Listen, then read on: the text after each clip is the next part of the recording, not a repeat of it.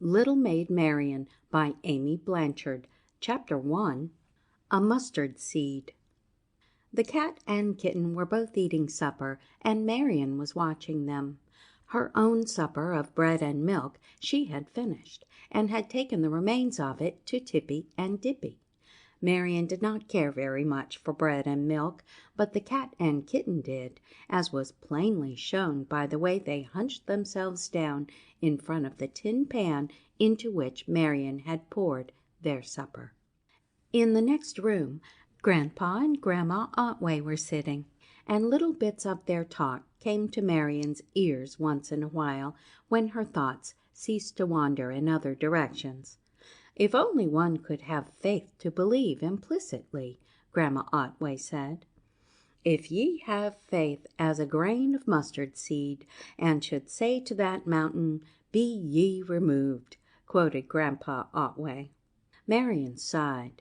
They talked that way very often, she remembered, and she herself had grown to consider it quite as difficult as did her grandmother to exercise complete faith.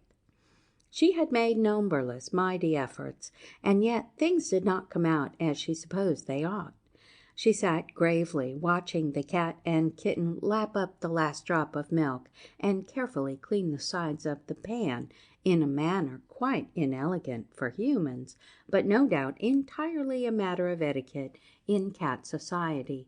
And then, when Tippy, having done her duty by the pan, turned her attention to making Dippy tidy, Marian walked slowly away. The sun was setting behind the hills and touching the tops of the trees along their base. Further away, the mountains were very dark against a yellow line of sky. Marian continued her way thoughtfully toward the garden, turned off before she reached the gate, and climbed a ladder which leaned against the side of the old brick wall. From the ladder one could reach a long limb of a scraggly apple tree upon which hung early apples nearly ripe.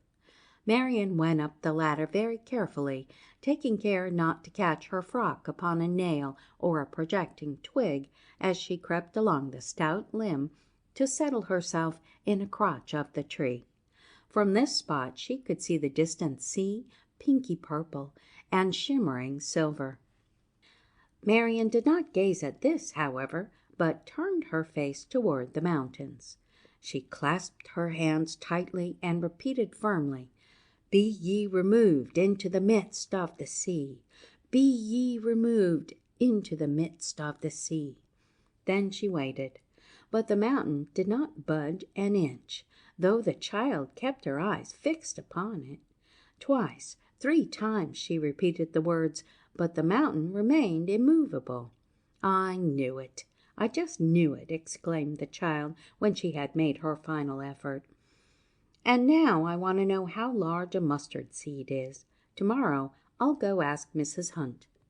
It was to Mrs. Hunt that she took all such questions, for she hesitated to talk of very personal things to her grandparents. They would ask her such sharp questions, and sometimes would smile in a superior way when they did not say, "Oh, that is not a subject to discuss with children. Run along and play with Tippy." She did not always want to be playing with Tippy when such mighty problems were uppermost. She had many times tested her faith with the mountain, but had always come away humiliated by the thought that her faith must be too weak. Though she brought her test to bear upon the mountain, there was another thing she did not dare to experiment with, though she always intended to do so when the mountain should answer her command to be removed. To be sure, it would not make much difference to her if the mountain should remove into the sea. It probably looked quite as well where it was, and Marian supposed that no one would care to have its place changed. But it made a great and mighty difference to her about this other thing. She had never breathed her ardent wish to anyone, not even to Mrs. Hunt, and now that this fresh test of faith had failed, she would have to gather up a new stock before she could try again. The purple and pink and gold were fading. The sea looked gray. The distant mountain was hidden under a cloud when Marian climbed down from her perch to answer her grandmother's call. "Marian, Marian, where are you? Come in out of the night air. The dew is falling." Dippy was chasing moths in the garden as Marian took her way toward the house. She watched him leaping up as each soft-winged creature flitted by. When he failed to catch his prize, he opened his mouth in a mute meow and looked at Marian as if asking her to help him. "You mustn't catch moths, Dippy," said Marian. "They might disagree with you. I should think, anyhow, that they would be very dry eating, and besides, it is wicked to destroy innocent little creatures. Come, you must go in with me." But this was the time of day when Dippy liked specially to prance and jump and scurry after dusky, shadowy, flitting things. So before Marian could pounce upon him, he was off and away like a streak, and could not be found. Then Marian went in obediently at her grandmother's second call, to spend the rest of her evening sitting soberly by while her grandmother knitted and her grandfather read his evening paper. She had tidied up her room, fed the cat and kitten, and darned her stockings the next morning before she was free to go to Mrs. Hunt's. Grandpa would go for the mail, and there were no errands to do except to return a plate to Mrs. Parker. It had come with some spicy cakes for Grandma, and must be taken back promptly. The garden did not attract her just then, for it looked much less mysterious by daylight. There was a fine array of poppies, larkspurs, phlox, and snapdragons. The oleander in its green tub was all abloom, and there were 6 newly opened buds on the rose bush. Dippy was fast asleep in the sunshine, as if he, too, realized that the garden was not so alluring by morning light. It seemed no time to exercise faith upon the mountain, for a haze covered it, and one could not feel even the near presence of a thing one could not see. So why attempt to address a command to it to be removed? To all intents and purposes, it was removed when it was out of sight. Marian thought all this over as she trotted down the village street to Mrs. Hunt's. Hers was one of a line of long, low, white houses set back among trees. A border gay with nasturtiums, sweet peas, and marigolds flourished each side of the front door, but Marian did not pause there. She went around to the kitchen, where she knew Mrs. Hunt would be this time of day. There was a strong odor of spices, vinegar, and such like filling the air. "Mrs. Hunt is making pickles," said Marian to herself. "That is why she was gathering cucumbers the last time I was here. I would rather it were cookies or doughnuts, but I suppose people can't make those every day." True enough, Mrs. Hunt was briskly mixing spices, but she turned with a smile to her little visitor. "Well, Chickadee," she said, "how goes it today?" "Oh, very well," returned Marian vaguely. "Mrs. Hunt, how big is a mustard seed?" For answer, Mrs. Hunt put her fingers down into a small wooden box, withdrew them, opened Marian's rosy palm, and laid a pinch of seeds upon it. "There you are," she said.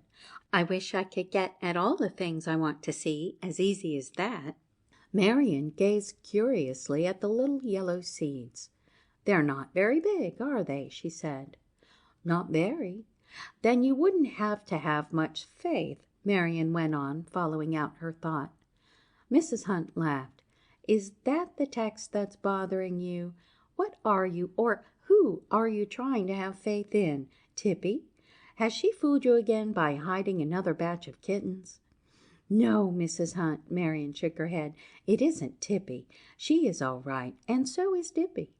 But you know, if you want a thing very much, and don't see any way of getting it ever till you are grown up and won't care about it, why, it makes you feel as if she lowered her voice to a whisper and looked intently at her listener, "as if either you were very wicked, or as if that about the mustard seed, as if—" She hesitated, then blurted out hurriedly, "as if it weren't true."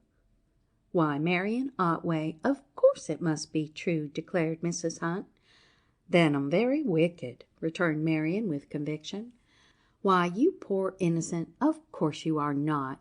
We are all more or less imperfect creatures, I suppose. But, well, all is, if I were your grandma, I wouldn't let you bother your head about such things. It is hard enough for the preachers to settle some things for us and themselves, so how do you suppose a baby like you is going to get the gist of it?" "If you were my grandma, what would you do?" asked Marian, coming to the point. "I'd give you interesting story books to read, and see that you had healthy-minded playfellows. You ought to be going to school. You are enough bigger than my Annie was when she first went." This was a point upon which Mrs. Hunt felt very keenly. She thought Mr. and Mrs. Otway had not the proper ideas about bringing up children, and that Marian was too much with older persons. "I would send her off to school quick as a wink," she had more than once said to Mrs. Otway. But her remark had been received with only a smile, and one could not follow out an argument when another would not argue. So kind Mrs. Hunt had been able only to air her opinions to Mrs. Perkins and her other neighbors, and once in a while to let Marian know how she felt about her.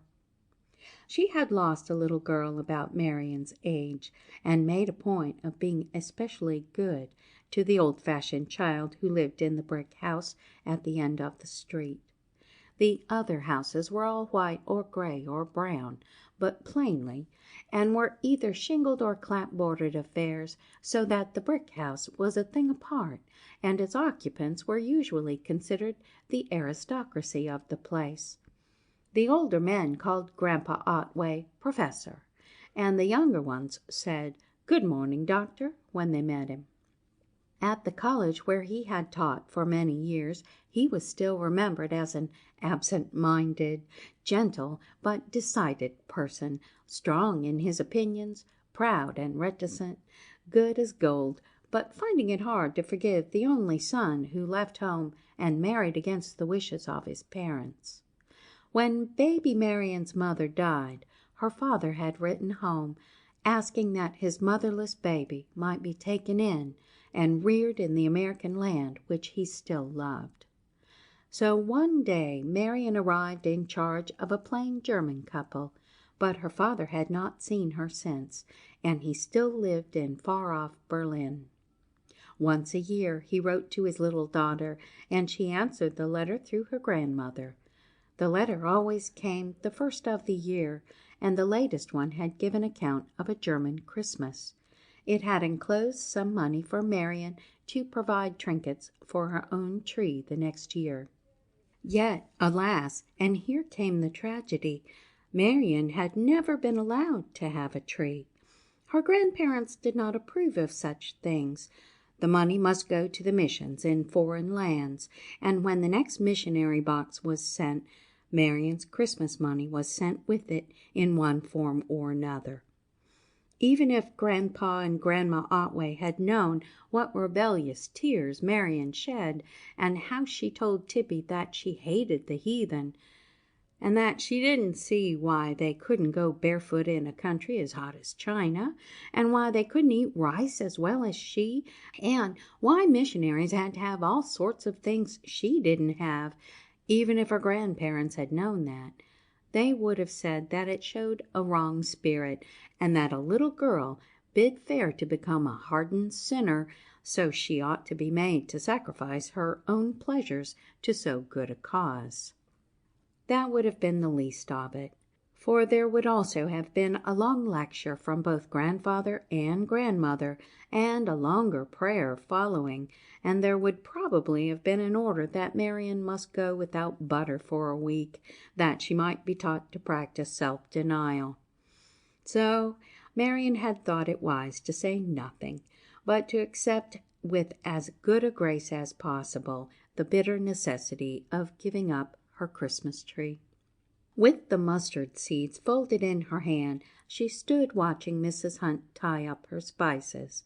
But the seeds were forgotten when Mrs. Hunt said, what will you do with a teacher living in your house and you not going to school, I'd like to know? Mr. Hunt says he rather guesses you'll not stay at home, but Mrs. Perkins says, like as not, your grandma will have her teach you out of hours and pay her board that way. As long as she is the daughter of a friend, your grandpa would want to make it easy for her, and they'll fix it up some way." Marian could scarcely believe her ears. "Coming to our house? Who is she? What is her name, Mrs. Hunt? When is she coming? Who told you?" "Dear bless me, what a lot of questions! Take care and don't get your sleeve in that vinegar. It'll take all the color out. I'll wipe it up, and then you can lean on the table all you want to. There. Well, you see it was Mrs. Leach told me. It seems this Miss Robbins is the daughter of one of the professors at the college where your grandpa was for so many years. He was one of the younger men, Mr. Robbins was, being a student under your grandpa when he first knew him. Now he is one of the professors with a big family and none too well off, so his girl is coming to teach our school, and Mr. Robbins asked your grandpa if you wouldn't let her board at his house. She's the eldest, but she hasn't been away from home much because she's had to look after her younger brothers and sisters since her mother died. Professor Robbins feels sort of anxious about her. He is afraid of the wicked wiles of a big city like Greenville." "Why, Mrs. Hunt, it isn't a big city, is it?" said Marian innocently. "Ain't it?" laughed Mrs. Hunt. "At all events, he didn't want her cast loose on it, and so he wrote to your grandpa appealingly, I should say, for it's fixed up that she is to come to the brick house when the fall term begins, and that's not far off." "Oh!" Marian slipped down from the wooden chair upon which she had seated herself. "I'd better go home and ask about it," she remarked. "I'd much rather have someone beside Grandpa teach me. He uses such terribly long words and talks so long about things I don't understand. Sometimes I can't make out whether I'm very stupid or whether the lessons are extra hard." "I guess you're no more stupid than the usual run of children," said Mrs. Hunt, stirring her pickles. "And I guess you will learn as much about Miss Robbins and her affairs from me as you will at home. But there, go along if you want to. Come in tomorrow. I'll be baking cookies," she called after the child. Marian answered with a nod as she looked back. Between the door and the steps she halted once to open her hand and look for the mustard seeds, but in her interest in Mrs. Hunt's news she had let them fall to the floor, and but one clung to her moist fingers. She tasted it and found it strong and biting. "It can't be the bigness," she murmured. "It must mean the hotness and the strongness." This view of the matter gave her a better understanding, according to her own ideas, and she was glad she had tasted the small seed. After all, there were pleasant things opening up. What if she could not move mountains? There would be fresh cookies tomorrow, and out of somewhere a beautiful young lady was advancing toward her. Not exactly a playfellow, maybe, but someone much younger than Grandpa and Grandma Otway. End of chapter 1.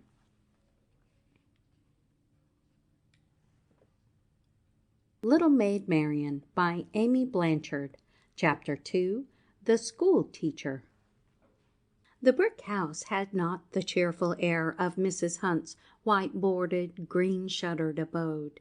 It was set back a few feet from the sidewalk, but a brick wall on each side shut out any glimpse of the flower garden, and the iron railing leading up from the flight of steps gave the place an air unlike the rest of the village houses. Upon the top step Dorothy Robbins stood a few moments before she rang the bell. She cast an upward glance at the windows first. The shutters were all bowed, and silence reigned everywhere. She wondered what was behind the brick wall, and if the inmates of the house would look as forbidding and inhospitable as the house itself. She knew the Otways had a little granddaughter, and half looked to see the child hanging on the gate or skipping down the path as she approached the house. The doorbell clanged solemnly, and presently a sedate, middle-aged woman came to the door. "Is Mrs. Otway at home?" asked Miss Dorothy. "No, ma'am, she ain't," was the reply, given most ungraciously. "She's to a missionary society or a temperance meeting or something, and he's gone with her. Is no one at home?" "I'm here, and Marian's somewhere about, I guess. Was you calculatin' to show goods or solicit anything? We hain't no call for dressmakers' charts, and we don't want to subscribe to no cookbooks. I'm cookbook enough myself." Dorothy smiled. "Oh, no, I don't make my living that way," she answered cheerfully. "Perhaps I'd better see the little girl, Miss," she added after a few moments' thought. "Hepzibah Toothaker is my name," remarked the gaunt woman as she turned away, leaving the young lady standing on the step. Dorothy made a wry face. "Toothaker, or some kind of acre, I should think," she said to herself. "She looks sour enough to be several kinds of ache rolled into one. I hope the rest of the family are not like that." She did not have to wait long before a little girl came along the dim entry toward her. She was brown-haired, brown-eyed, dark-skinned, and rather pale.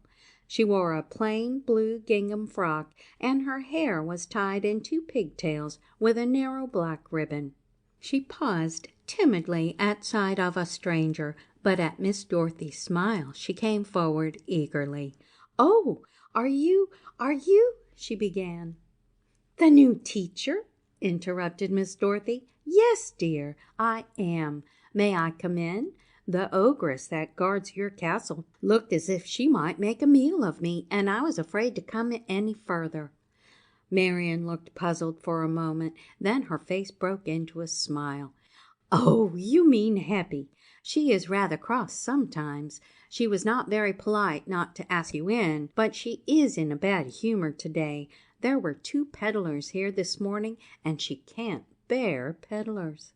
She thought I was one, and that was why she was so grouchy. I see." "I will go and ask her to show you to your room," returned Marian. "It is all ready." "Can't you show me?" asked Miss Dorothy with a whimsical anxiety in her tones. Marian laughed. She knew that Miss Dorothy was only pretending to be afraid of Heppy, and the pretense made her seem more like a little girl. "Of course I can show you up," she made answer. "Grandma didn't expect you till the late train, and she had to go to her missionary society.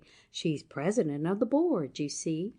"Oh, yes, I quite understand. I didn't suppose, myself, that I could get here till the late train, but I was able to make better connections than I expected, and here I am. My trunk will be along after a while. You are Maid Marian, I know, but I do not see the greenwood, and where are Robin Hood and his merry men?" Then, seeing that Marian hadn't a notion of what she meant, she said, "You don't know them, do you? I'll have to tell you sometime, you and the rest of my scholars, for of course you are coming to my school." "Oh, am I?" Marian's face was radiant. "Why, yes, I imagine so. Don't you go to school?" "I haven't been yet. Grandpa always taught me at home, you know." "Oh, that's it." Miss Dorothy was taking off her hat, standing before the mirror to puff out her soft ripples of hair. "What a lovely big room this is," she remarked. "I never had such a big room all to myself. We are such a large family that we always have to double up. I don't mean like a jackknife," she added with a little laugh. "I wonder if I shall have to hunt for myself in that big bed. If I do, you will have to come and find me, for I might get hopelessly lost if you didn't." Marian laughed. This merry talk was very delightful. Even Mrs. Hunt was never quite so fascinatingly entertaining. She stood gazing at Miss Dorothy with admiring eyes as she put a few touches to her dress. Surely it would mean great things to have a young lady in the house. Miss Dorothy gave a final survey of the room as she turned from the mirror. "I like it," she said, nodding to Marian. "And when I get down those solemn-looking pictures, hang up my own favorites, put a cheerful cover on that table, and a couple of bright sofa pillows on that lounge, and have some plants in that south window, it will be very cozy." "Oh, will you dare?" began Marian, and then stopped short. There were probably no lengths to which a teacher might not be allowed to go, even by so particular a person as Grandma Otway. "Why, what is there so very daring about that?" asked Miss Dorothy. "It isn't like walking a tightrope or shooting Niagara Falls in a canoe." There was a saucy look in her eyes as she spoke, and a dimple came and went as she strove to keep her face grave. "It isn't like that, of course," said Marian feebly. "It will be your own room, and you are a grown-up lady who can do as you please. I suppose it is only children who don't dare to do things like moving pictures and putting flower pots on the window sills when they are freshly painted." Miss Dorothy's merry laugh rang out. "Oh, you dear, transparent baby! You've spoken volumes in that speech. Now I'm ready to go down. What shall we do? My trunk will not be here till after the next train is in, they inform me at the station. I'd like to see the schoolhouse, but perhaps we'd best wait till morning. Then it can be shown me officially." "Could we dare to walk in the garden if I promise not to race over the borders and recklessly pull the flowers? Does one dare to leave the house to do that?" There was a little mocking look in her eyes as she spoke. "Oh, yes, of course, we can go anywhere we like in the garden," returned Marian. "Do come, and I will show you my apple tree. If you are not afraid to climb, you can see the ocean from my seat in the crotch, and the mountain, too," she added more soberly. "Don't suggest mountains yet," said Miss Dorothy, becoming sober too. "But there, I won't think about mountains. I've always managed them, and I always intend to." Marian gazed at her with new intentness and drew nearer. "Can you manage mountains?" she asked wonderingly. "Why, yes, if you don't make them out of molehills, it is easy enough." Marian pondered over this answer all the way downstairs, but could not make head or tail of it. She would ask further when she knew Miss Dorothy better. She felt quite assured that she would not be long in feeling as much at home with her as with Mrs. Hunt. As they passed the kitchen door near which the grim Hepzibah stood, Miss Dorothy drew her skirts aside and fled down the garden walk, giving a pretended scared look over her shoulder as she caught Marian's hand. "Don't let her get me, will you?" she said. Marian fell in with her mood and promised that she should not be delivered to the ogress, though in her heart of hearts she felt that a person who would dare to take liberties with Grandma Otway's best room surely could not be a very scary individual, and by the time they had reached the apple tree she had decided that Miss Dorothy would probably have no fear of climbing to the very top if she cared to. "The Garden of Hesperides and the golden apples!" exclaimed Miss Dorothy, settling down into the crotch and giving Marian a hand to help her to a seat by her side. "Isn't this too lovely for anything? It will be the finest place in the world to come and read fairy tales. Do you know many? I have brought a lot with me, and we'll have a lovely time here before it gets too cold to stay out." "I don't know many fairy tales," Marian answered doubtfully. "Grandma doesn't exactly approve of them. At least, she never tells me any. She says that Bible stories are entertaining enough for anyone, and she lets me read those simplified for the understanding of a child." She spoke with perfect gravity, though Miss Dorothy turned her head to hide the smile she could not prevent. "I suppose, then," said Miss Dorothy, "that you have a book of those?" "Yes, it belonged to Grandpa when he was small, and it is called Tales from the Bible, Simplified for the Understanding of a Child. I read it generally on Sundays. Mrs. Hunt knows about Cinderella and the glass slipper, and about the pig that huffed and puffed till he blew the house down." "Oh, I don't know that last one," said Miss Dorothy. "You will have to tell me, and I'll tell you about the golden apples. Don't the apples smell good? Do we dare have any of them when they are ripe?" "Oh, yes, we can have 2 a day, one in the morning and one at noon. Grandma says they are laid at night." "Goodness me, I believe I have heard that saying before," said Miss Dorothy, mentally determining to carry apples to her room to eat when she felt inclined. Mrs. Otway should not decide such matters for her. She sat with her chin in her hand, looking off at the ocean, blue in the distance. Marian, watching her, decided that although the new teacher did not exactly fill her expectations in some respects, in others she far exceeded them. She had very blue eyes that could be merry or soft as her mood was. Her hair was wavy and of a light brown color. She was fair of skin, had rather a large mouth, and not especially beautiful nose. But she was good to look upon, and the more one looked, the more charming one thought her. She was dressed very simply in a gray traveling gown, with no jewelry but a silver pin fastening her collar. Her face in repose was serious, and Marian could see that she was not one to be trifled with, in spite of her fun-loving spirit. "There are many things I want to know," said Miss Dorothy after a while, "but I will wait till I absolutely have to ask questions." "If you want to know one thing," returned Marian, "I can tell you. If you would like me to tell you when Grandpa and Grandma will be here, I can say in about 5 minutes." She was looking off down the street, and Miss Dorothy saw 2 figures approaching. "Then we'd better go in," she said. "I should not like them to meet me in an apple tree. They might think me very undignified." Marian was rather inclined to think they might, but she glossed over the fact by saying, "Well, you see, it has been such a long, long time since they were young, they must forget how it feels." Miss Dorothy smiled and began to climb down the ladder, Marian following. In a few minutes they were walking soberly up the path and reached the front door just as Mr. and Mrs. Otway were there. "Miss Robbins has come," announced Marian, with a little nod of her head in the direction of the young lady in the background. "Ah," responded her grandfather, "then I was right, my dear." He turned to his wife. "I said it was probable that she would get the first train. We should have told Hepzibah, or else you should have remained at home."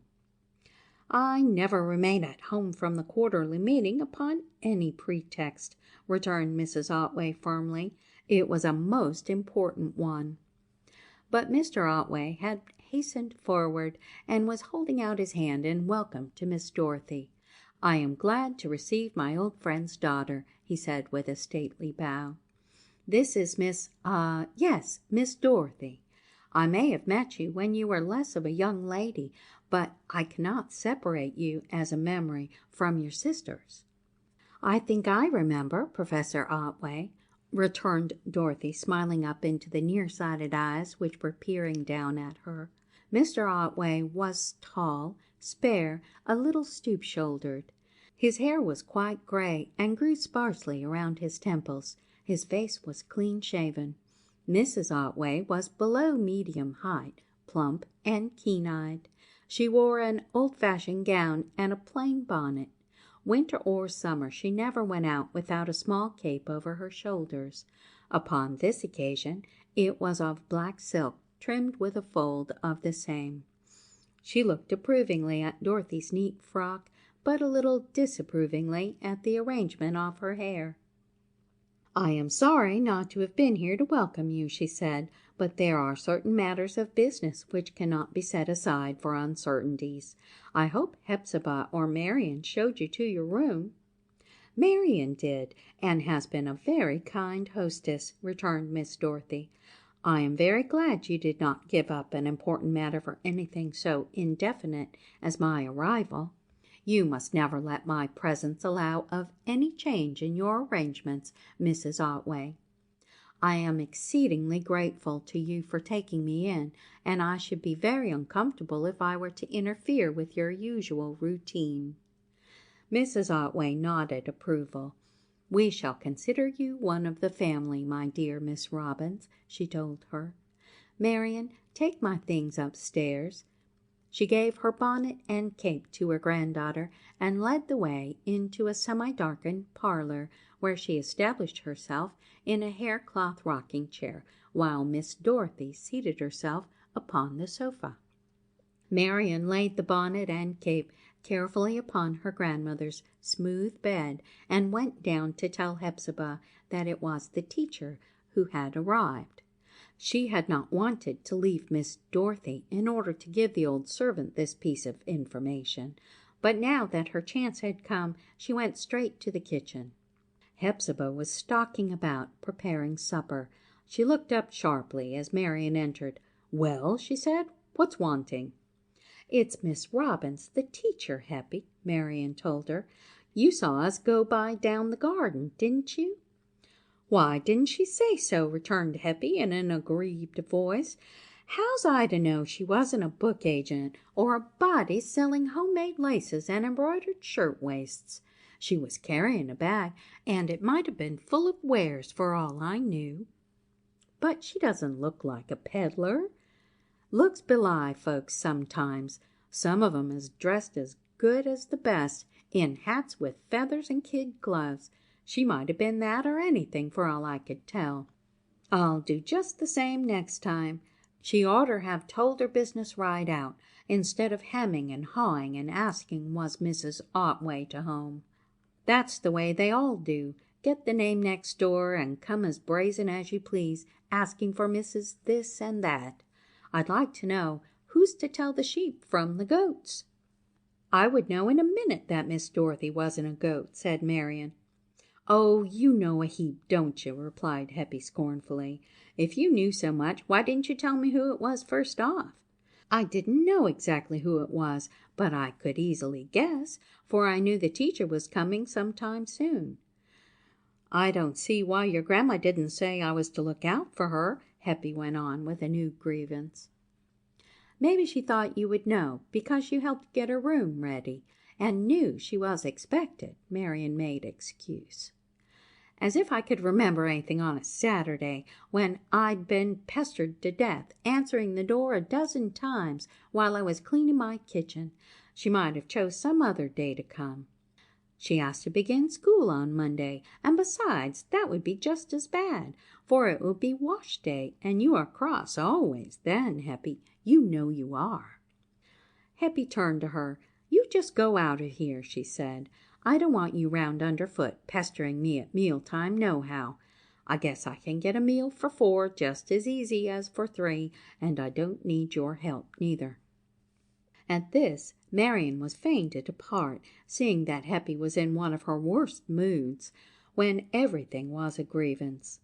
It was a pleasant contrast when the little girl was met by Miss Dorothy's smile as she returned to the parlor. So she settled herself by the side of this new friend, folded her hands, and let her feet dangle over the edge of the sofa.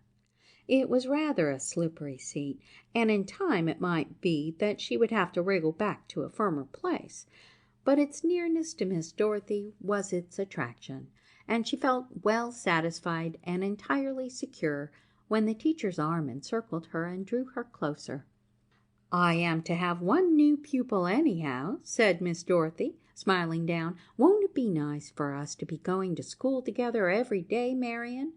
"Oh, am I going?" Marian looked from one grandparent to another. Mrs. Otway nodded sedately. "We have concluded that it is best," she said. "Your grandfather has many affairs to attend to, and it is a tax upon his time to teach you. Therefore, since you will not need to go to school unattended, we think it best. We shall see how it works, at all events, and if it seems wise to withdraw you later, we can do so." Marian gave a long sigh of satisfaction, but said nothing. She was constantly told that little children should be seen and not heard, and moreover she thought it might hurt her grandfather's feelings if she showed too much pleasure at the change. Yet when she gave the new teacher a glad smile, Miss Dorothy realized that the prospect of school was a pleasant one to at least one of her pupils. End of chapter 2.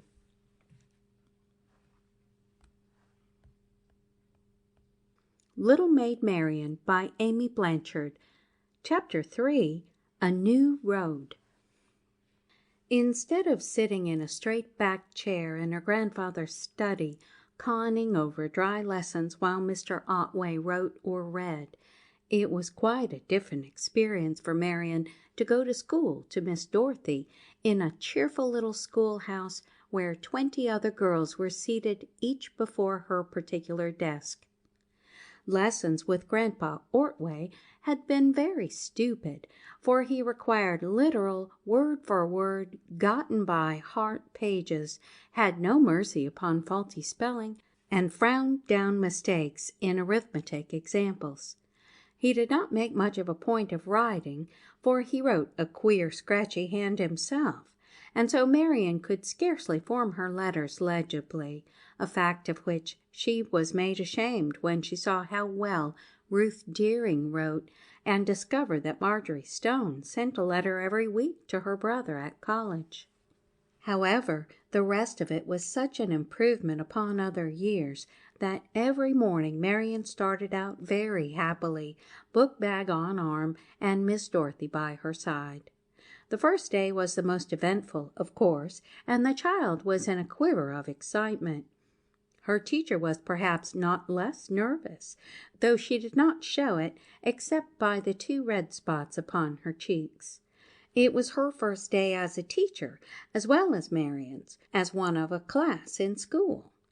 But all passed off well.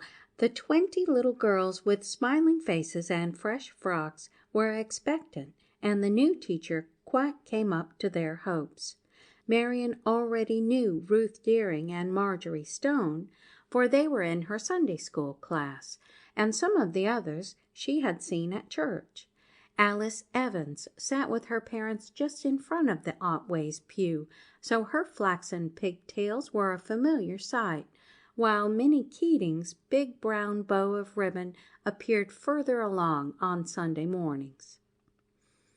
Marian felt that she did quite as well as the other girls in most things, and was beginning to congratulate herself upon knowing as much as any one of her age, when she was called to the blackboard to write out a sentence. At her feeble effort, which resulted in a crooked scrawl, there was a subdued titter from the others. For one moment the new scholar stood, her cheeks flaming. Then, with a defiant face, she turned to Miss Dorothy. "I can spell it every word," she said, "if I can't write it." Miss Dorothy smiled encouragingly, for she understood the situation. "That is more than many little girls of your age can do," she said. "Suppose you spell it for us, then." With clenched hands, Marian faced her schoolmates. "Separate syllables and enunciate with distinct emphasis," she finished triumphantly, without looking at the book. "That is a very good test," said Miss Dorothy. "You may take your seat. Now, Alice, I will give out the next sentence, and you may spell it without the board." And the day was saved for Marian. After this she triumphantly gave the boundaries of several countries, told without hesitation the dates of 3 important events in history, carried to a correct finish a difficult example in long division, and when the hour came for school to close, she had won her place. Yet the matter of writing was uppermost in her mind as she walked home, and she said shamefacedly to Miss Dorothy, "Isn't it dreadful for a girl of my age not to know how to write?" "It isn't as if it were a thing that couldn't be learned," Miss Dorothy told her for her encouragement. "But you must hurry up and conquer it. You might practice at home between times, and you will be surprised to find how you improve. Have you never written letters to your father?" Marian shook her head. "Not really myself. Grandma always writes them for me. Then she added, "So, of course, she says just what she pleases. I'd like to say what I please, I think." "I am sure your father would like it better if you did. I know when my father was away from home, the letter that most pleased him was written by my little sister Patty when she was younger than you." "How old is she now?" asked Marian. "Just about your age. She can write very well, but you can distance her in spelling and arithmetic." "I'll catch up to her in writing," decided Marian, "and maybe she will catch up with me in the other things." "I'll tell her what you say," said Miss Dorothy. "That will be an incentive to you both. I should like you to know our Patty. She is our baby, and is a darling." "I should like to know her," returned Marian warmly. "I'll tell her to write you," promised Miss Dorothy. "Oh, good. I never have letters from anyone but Papa, and he writes only once a year. I wish he would write oftener, for his letters are so nice, and I do love him, though I haven't seen him since I was a baby." "Perhaps if he knew you really cared so much to hear, he would write. Why don't you send him a letter and tell him?" "Oh, but just see what a fist I make at writing. I will tell him as soon as I can write better, although," she added with a sigh, "that seems a long time to wait." Miss Dorothy was thoughtfully silent for a few minutes. "I will tell you what," she said presently. "I have a small typewriting machine which I will teach you how to use. It is very simple, and you spell so nicely that it will be no time before you manage a perfectly legible letter to your father." "Oh, Miss Dorothy, I do love you," cried Marian. "That is such a delightful idea. What an angelic sister Patty has." Miss Dorothy laughed. "What a funny little girl you are. I am glad, however, that you didn't say, 'How awfully nice.' I am afraid that is what Patty would have said, but she hasn't had the advantage of associating with only scholarly people like your grandparents, and so she talks as her brothers and sisters do." "I should think she would be awfully happy to have so many brothers and sisters," remarked Marian. "Oh dear, see what example does!" exclaimed Miss Dorothy. "You said awfully happy, and I never heard you say awfully anything before. I'll tell you what we'll do. Whenever you hear me saying awfully nice or awfully horrid, you tell me, and I'll do the same by you. Is it a bargain?" "Oh, yes, thank you, Miss Dorothy, but I'm afraid I should feel queer to correct you." "I am not perfect, my dear," said Miss Dorothy gravely, "not any more than the rest of humanity. I shouldn't expect you to correct me ordinarily, but this is a habit I want to get out of, and that I do not want you to get into. So we shall be a mutual help, you see, and you will be doing me a favor by reminding me." "Then I'll try to do it. How shall I tell you when other people are around? It would sound queer if I said, 'Oh, Miss Dorothy, you said awfully.'" "So it would, you little wiseacre. You can touch me on the elbow and then put your finger on your lip, and I will understand, and I will do the same when you say it." Marian was perfectly satisfied at this. "I am so glad you are here," she sighed. "I feel lots more faith growing. I shall soon be is it faithful, I ought to say?" "Well, not exactly in the sense you mean, though it really ought to be that faithful means full of faith. As it is, it means trustworthy and devoted to the performance of duties and things. I think the old meaning, when one wanted to say that a person was full of faith, was faithful, but the original sense of many words has been lost." "When shall I begin with the typewriter?" asked Marian, changing the subject. "We can begin this afternoon. I have unpacked and oiled it, so it's all ready to use." "How soon do you think I can send a letter to Papa?" "If you are industrious and painstaking, I should say you could do it in a week." "Oh, that's not long, and he will get it long before Christmas, won't he?" "Yes, indeed. I should think in 10 days or 2 weeks at the farthest." I should like to send him something for Christmas. I never did send him anything. Don't you think it would be nice to do it? I think it would be awfully nice." Marian gave her teacher's arm a gentle shake and put her finger to her lip. Miss Dorothy looked at her a little puzzled. Then she understood. "Oh, I said awfully, didn't I? Thank you, dearie, for reminding me. What should you like to send your father?" "I don't know. I'll have to think. You'll help me to think, won't you?" "Indeed I will, if you want me to. I should think almost anything you could send him would please him, for, after all, it is the thought that counts, not the thing itself." "Oh, but I do think things count. And, Miss Dorothy, you won't tell if I ask him not to send me money." "Not money? I think that's rather a nice thing to have, for then you can buy whatever you like." "You couldn't if you were I." "Why not?" "Because you won't say anything about it to the Grands." Marian's voice dropped to a whisper. "When Papa sends me money, it always goes to the missions. It is my sacrifice, Grandma says. As long as I don't have the money really in my hands, it doesn't so much matter. But it would matter if I had to go without butter or perhaps sweet things like dessert or cake for a whole month. That is what would happen if I said I would rather have the money myself than let the missionaries have it. Oh, I suppose it is all right," she added quickly, "and no doubt I am a hardened sinner, but I would like a real Christmas gift." "Did you ever have one?" asked Miss Dorothy with pity and surprise in her voice. "Not a really one, except for Mrs. Hunt. She gave me a sweet little pincushion last year, and a whole bag full of cakes and goodies. I enjoyed them very much." "Did your grandparents give you nothing at all?" "Oh, yes. I had a new hat and gloves and handkerchiefs. I was pleased to have them, of course, but I would like something real Christmassy and foolish." "You blessed child, of course you would." And Miss Dorothy mentally determined that the next Christmas should provide something real Christmassy for her little companion. Marian was silent for a while. Then she asked, "Do you have a Christmas tree at your house?" "Why, yes, always. And we all hang up our stocking from Father down to Patty. Don't you?"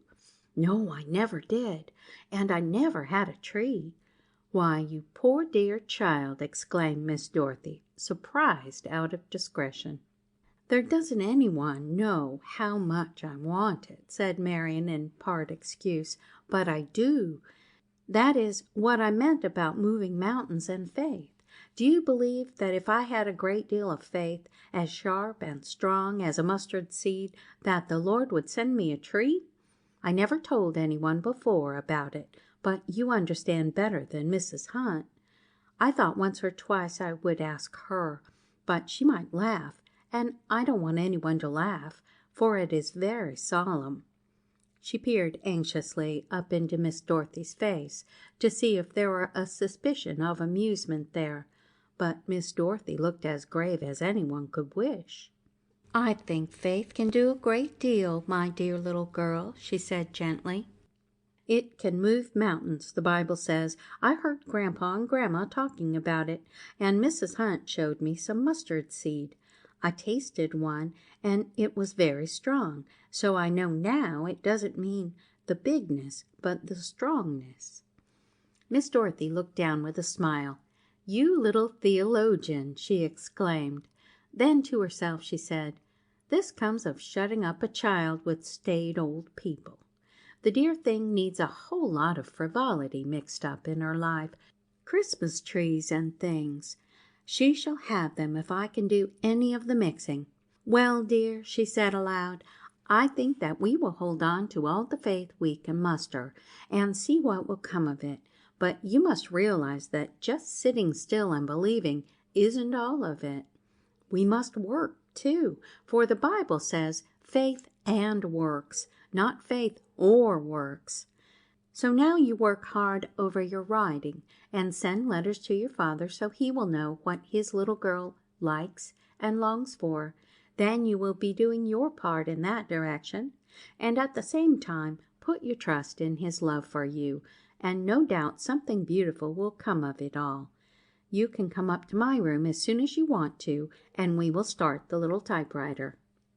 Marian's satisfaction was too deep for words, but she gave her teacher's arm a little squeeze and laid her cheek against it. It was not long before she was tapping at the door of Miss Dorothy's room, but before she began the work she was so eager for, she asked, "Do you think I ought to ask Grandma's permission?" "I don't see why you need to, for there is nothing wrong about it," Miss Dorothy replied. "But if you feel as if you should, you can run down and tell your grandmother what you are going to do. You can say that I am going to teach you to use my little machine, and surely she will not object." But Mrs. Otway was off upon some charity bent, and Marian returned feeling that she had done her duty in making the attempt to tell. Then she and Miss Dorothy had great fun over the little machine, which seemed so complicated at first, but which gradually grew more and more familiar, so that at the end of an hour under Miss Dorothy, Marian was able to write out several lines quite creditably. These she took down and proudly showed to her grandfather. "First rate," he exclaimed. "Keep on, my child, and after a while you will be able to copy out my papers for me. A great assistance that would be. I shouldn't wonder but in time you would make me an excellent secretary." Under this praise, Marian's qualms of conscience were eased. If Grandpa approved, that was enough. Her next impulse was to run to Mrs. Hunt's to show off her new accomplishment, but she decided to wait till she could manage the typewriter entirely alone, so would the credit be greater. She sought out Tippy and Dippy to tell her secret to. They were her confidants always, and today she had almost forgotten them in the novelty of having so sympathetic a friend as Miss Dorothy. It would never do to forsake old and tried comrades, and so Tippy was roused from her nap, and Dippy was captured in the act of catching a grasshopper. Then the two were borne to the end of the garden, to a sheltered spot where Marian always had her thinks. She took the two in her lap. Tippy settled down at once, but Dippy had to have his head rubbed for some minutes before he began to purr contentedly. "You see, my dears," began Marian, "I'm going to have a great deal to do, almost as much as Grandma has with her clubs and societies and meetings. First, there is school. I think I like Alice Evans the best of the girls, for she has such pretty hair, but I'm not quite sure about it. She was not quite as nice to me at recess as Ruth was, so maybe I shall like Ruth best. I am sure I shall love Patty. I wish she had come here with her sister. It must be lovely, Tippy, to have a sister, though I suppose you don't think as I do, for you had a sister once, and now you don't care anything about her, for you fizzed at her the other day when she came in our garden. I saw you and heard you, too, and I was very much shocked. What was I talking about? Oh, yes, about so much to do. I'll have lessons to study at home after this, I suppose. We didn't have any real lessons today, just trial things, and I did such really awful writing on the blackboard that the girls all giggled. I just hated that, and I felt like crying or like running away and never going back, but I realized that it wouldn't do to do either, so that is another thing I must do. I must practice writing at home. I wonder where I shall get paper and things to do it on. I'll have to ask Miss Dorothy about that. She is such a dear, Tippy, and she likes cats. She said so. I never used to think that anyone could be as nice as Mrs. Hunt, but Miss Dorothy is nicer in some ways, for she understands just how you feel about everything, and Mrs. Hunt doesn't always. She is as kind as can be, but she thinks that when you ask questions, if she answers with a cookie or a doughnut, you will be satisfied. It does satisfy your mouth, of course, but it doesn't satisfy the thinking part of you. Sometimes I go down there just bursting with things I want to know, and when I ask her, she says, "Oh, don't bother your little head about such things. There is a plate of cookies in the pantry. Go help yourself." Now, Miss Dorothy isn't that way at all. She just reaches her thinks down to yours, and they go along together till you come out all clear and straight, like coming out of the woods into an open sunshiny place where there is a good path. Now, Tippy, we've got to think of something to send Papa for a present. I don't suppose you are interested in such things, but I think everyone ought to be. Maybe Patty can help me out. She must be a very bright child. Miss Dorothy says she is. There, I hear Heppy clattering the milk pan. It is time to see about your supper." So saying, Marian put down the two cats and started for the house, her pets following at her heels, knowing the sound of a milk pan as well as she. End of chapter 3.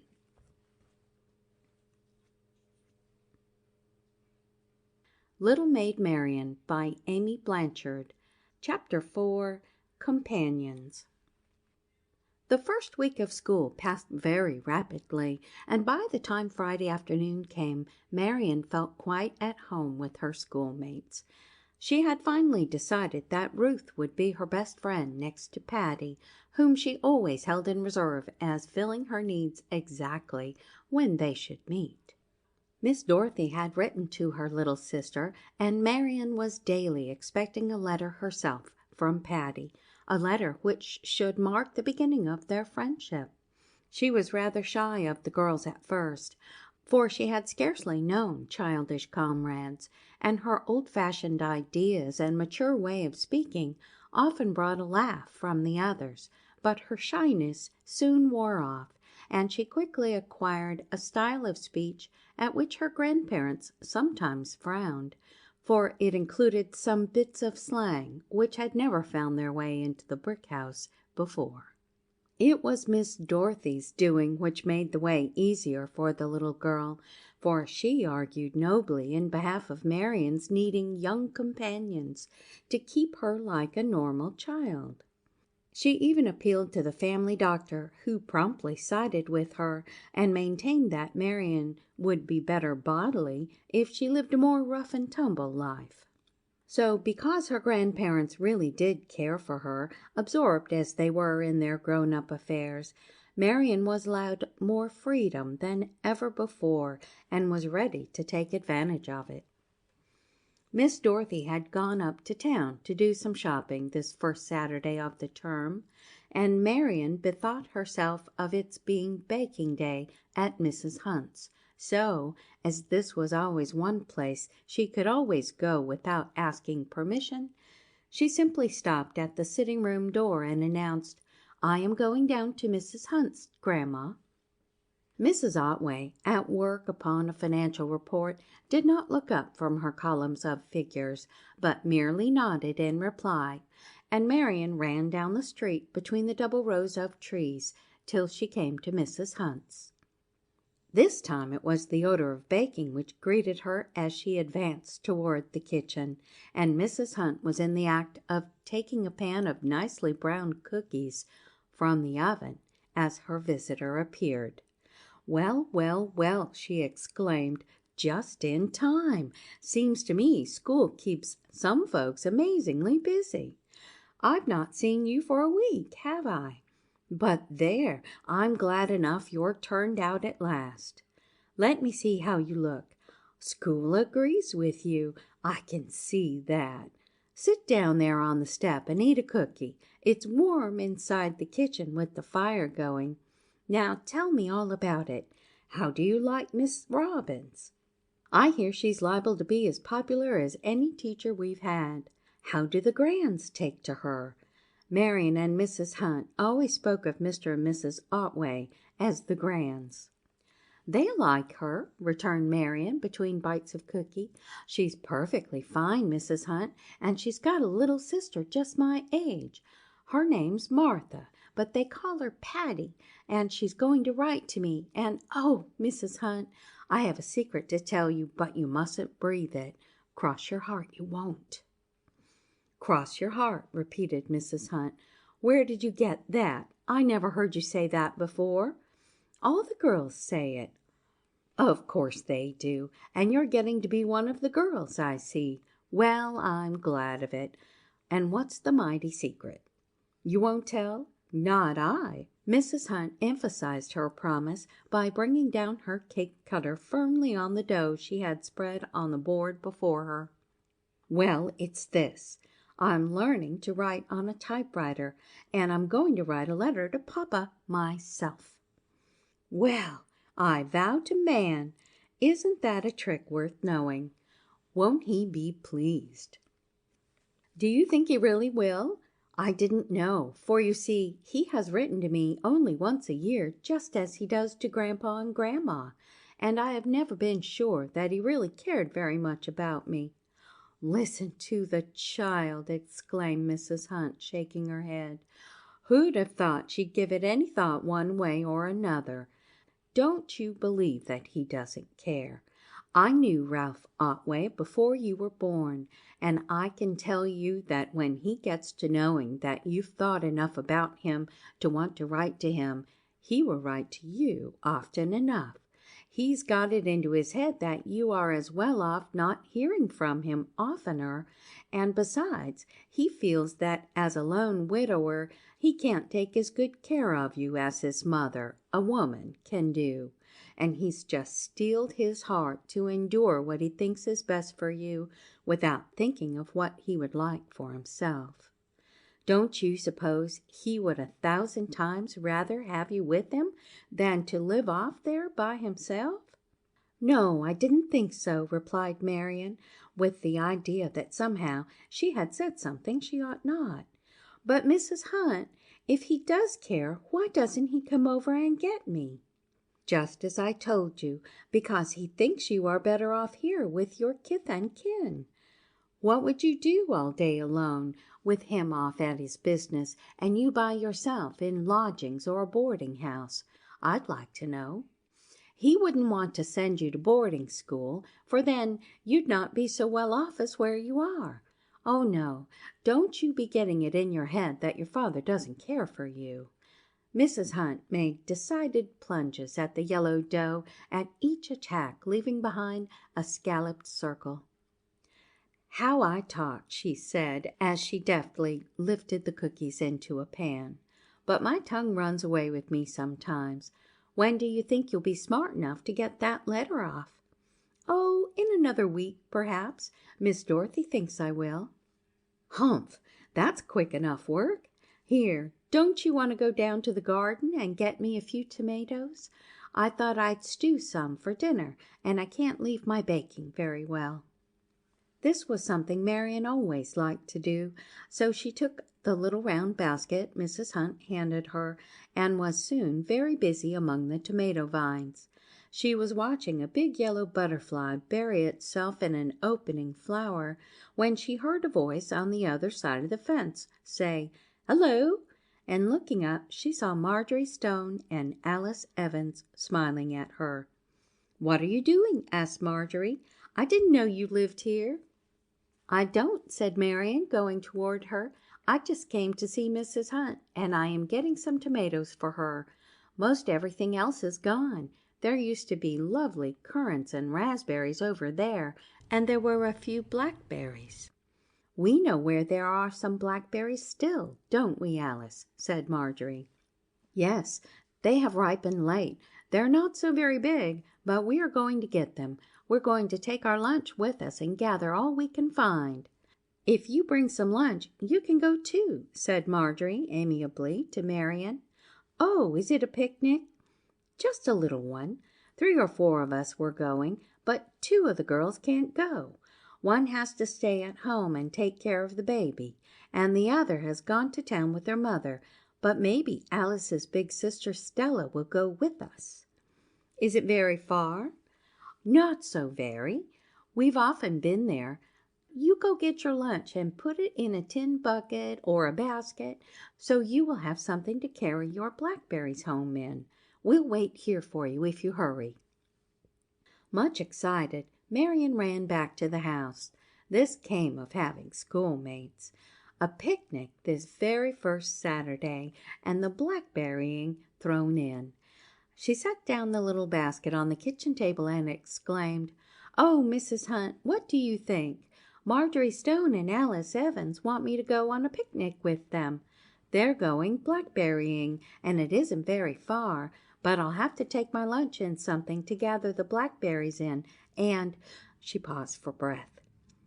"Just those two going?" "No, Alice's big sister Stella is going." "Oh!" Mrs. Hunt nodded her head in a satisfied way. "Do you think I would have time to go home?"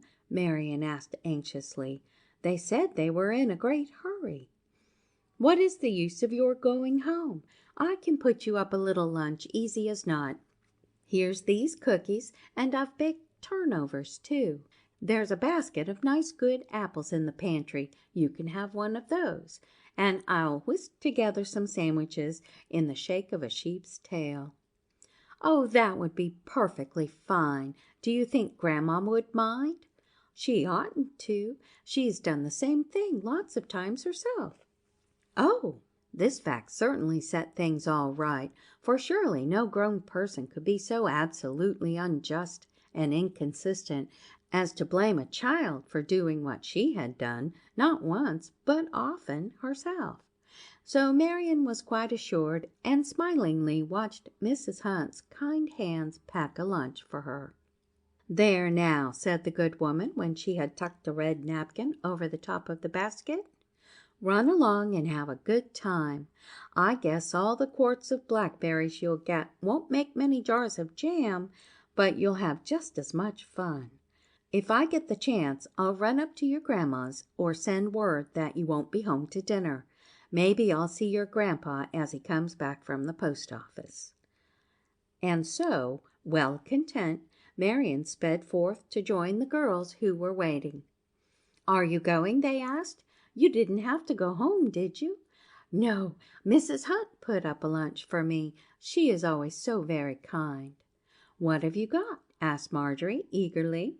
"3 sandwiches, ham ones, and 6 cookies, 2 turnovers, and an apple." Marian enumerated the articles with pride. "I guess that will be enough," said Marjorie condescendingly. "But you would have to cut the turnovers in 2 so they will go around. We haven't any, you know." Marian felt somewhat abashed, and thought that Marjorie was not very polite. She would not have inquired into the contents of their lunch baskets for the world. However, she trotted along very contentedly till they reached Alice's home, where Stella was to join them. "I found some crackers and cheese, and there are 2 slices of bread and jam," announced this older girl as she went out. "I think perhaps we can find an apple tree along the way. Did you bring anything, Marjorie?" "Yes, I have something in here." Marjorie swung her tin bucket in air. "Then we'd better start," continued Stella. "Who is that with you? Oh, I see, it is Marian Otway. Hello, Marian." "How do you do?" said Marian. She had never seen Stella except from across the church. She considered her quite a young lady, although she was only 14, but she was tall for her age and had an assured air. The weather was warm, as it often is in early September, and they trudged along the dusty road with the noonday sun beating down upon them. Marian thought it was anything but fun. Stella, however, kept encouraging them all by telling them it was only a little further, and that when they came to a certain big tree, they would sit down and eat their lunch. The tree seemed a long way off, but at length it was reached, and the 4 sat down to rest under its shade. "Oh, I do wish I had a drink," sighed Alice. "I'm so thirsty." "So am I," exclaimed the others. "Maybe there is a spring near," said Stella. "There is a house over yonder. Perhaps they could let us have some milk." "But we haven't any money to pay for it," said Alice. "So we haven't. Well, we'll have to ask for water. It was very stupid to think of only being hungry and not of being thirsty. We could have brought some milk as well as not. Let us have your tin bucket, Marjorie, and you and Alice go over and ask for some water." "I'm too tired," complained Marjorie. "If I lend you my bucket, I think someone else ought to go for the water." "Oh, all right," said Stella with a disdainful smile.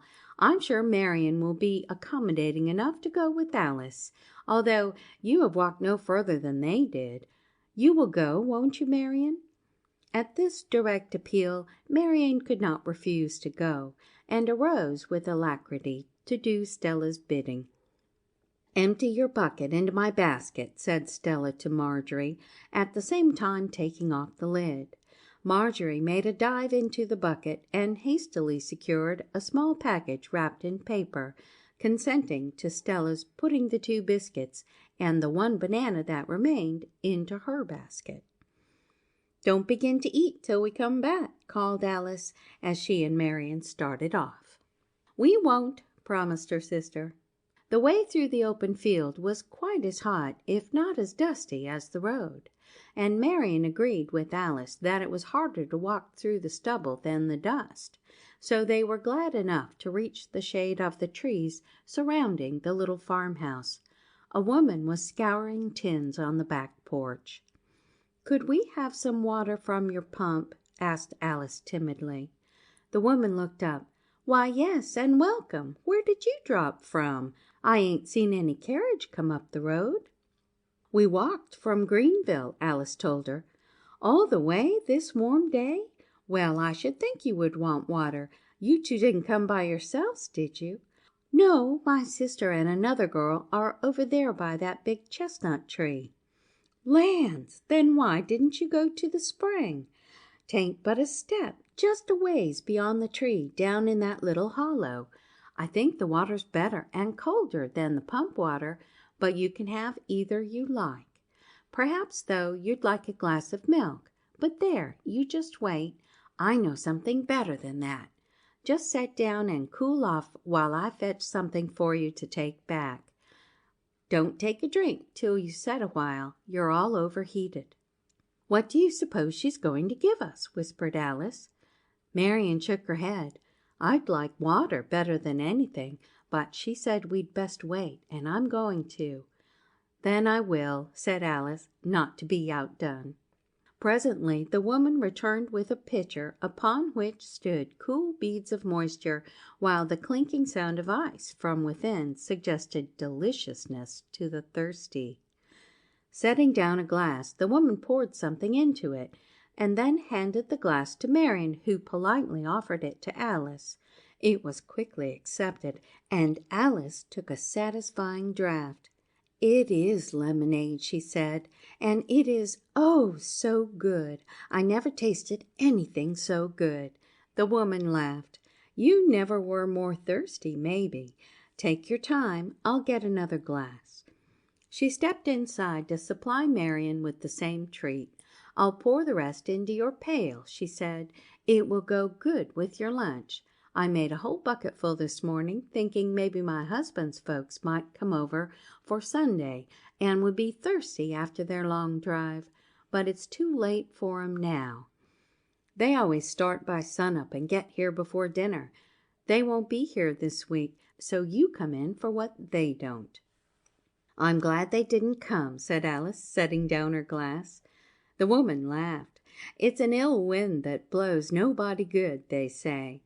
Here's your pail. There's ice enough to keep it cool for some time." "Thank you so very, very much," said Marian earnestly. "If I get enough blackberries, I'll surely bring you some." "Bless the child, you needn't, for I have had all I need, and have put 'em up till I'm sick of the sight of 'em. Keep all you get, and I'm sure you're welcome. Their time is about over, and what you get won't be worth much. I'm sure you're welcome to your drink." She fell to scouring again, and the girls departed, bearing the bucket carefully. "Wasn't she kind?" said Marian in grateful remembrance. "And isn't it nice to know about the spring?" "Be careful," cried Alice in alarm, for just here Marian struck her foot against a stubbly growth and came near falling, but recovered her footing. "Let me take it," said Alice, grasping the handle of the bucket. "I'm sure I shall be glad if you will," replied Marian in a relieved tone. "It would be too dreadful to spill any of that delicious stuff." However, it was borne safely the rest of the way, and it is needless to say that it was appreciated by the waiting pair, though Marjorie complained that they had been such a long time in getting it. "I should think it was worth being long to get what we did," said Alice severely.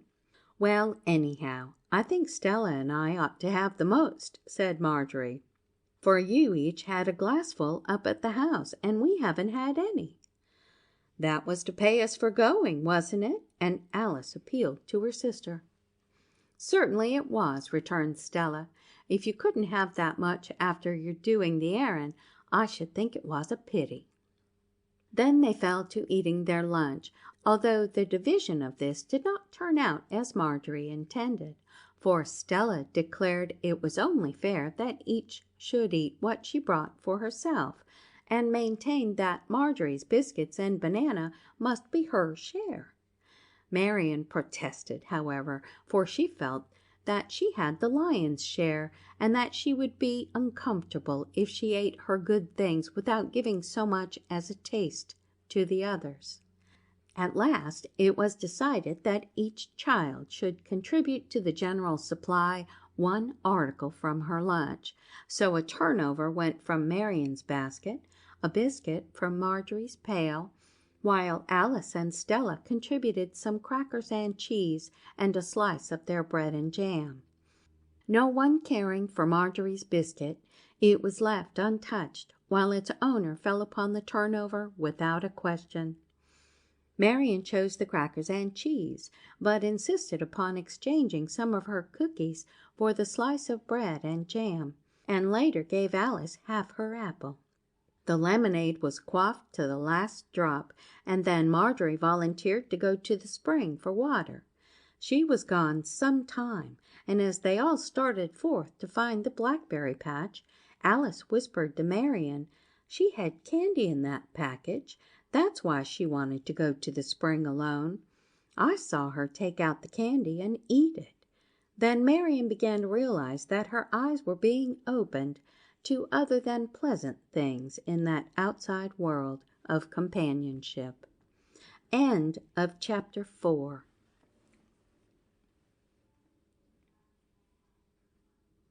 Little Maid Marian by Amy Blanchard. Chapter 5. Blackberries. Fortunately, the blackberry patch was not much further on, and after being refreshed by their luncheon, the children did not mind crossing a field and climbing a fence or two. But what a thicket it was! Such thorns and briars as Marian had never imagined. There was a story in verse in one of the books which had belonged to her grandmother when she was a little girl. This story was about Phoebe, the blackberry girl, and it was one in which Marian delighted. But never before had she realized to the full extent Phoebe's trials, yet, like her, she scratched her face and tore her hair, but still did not complain.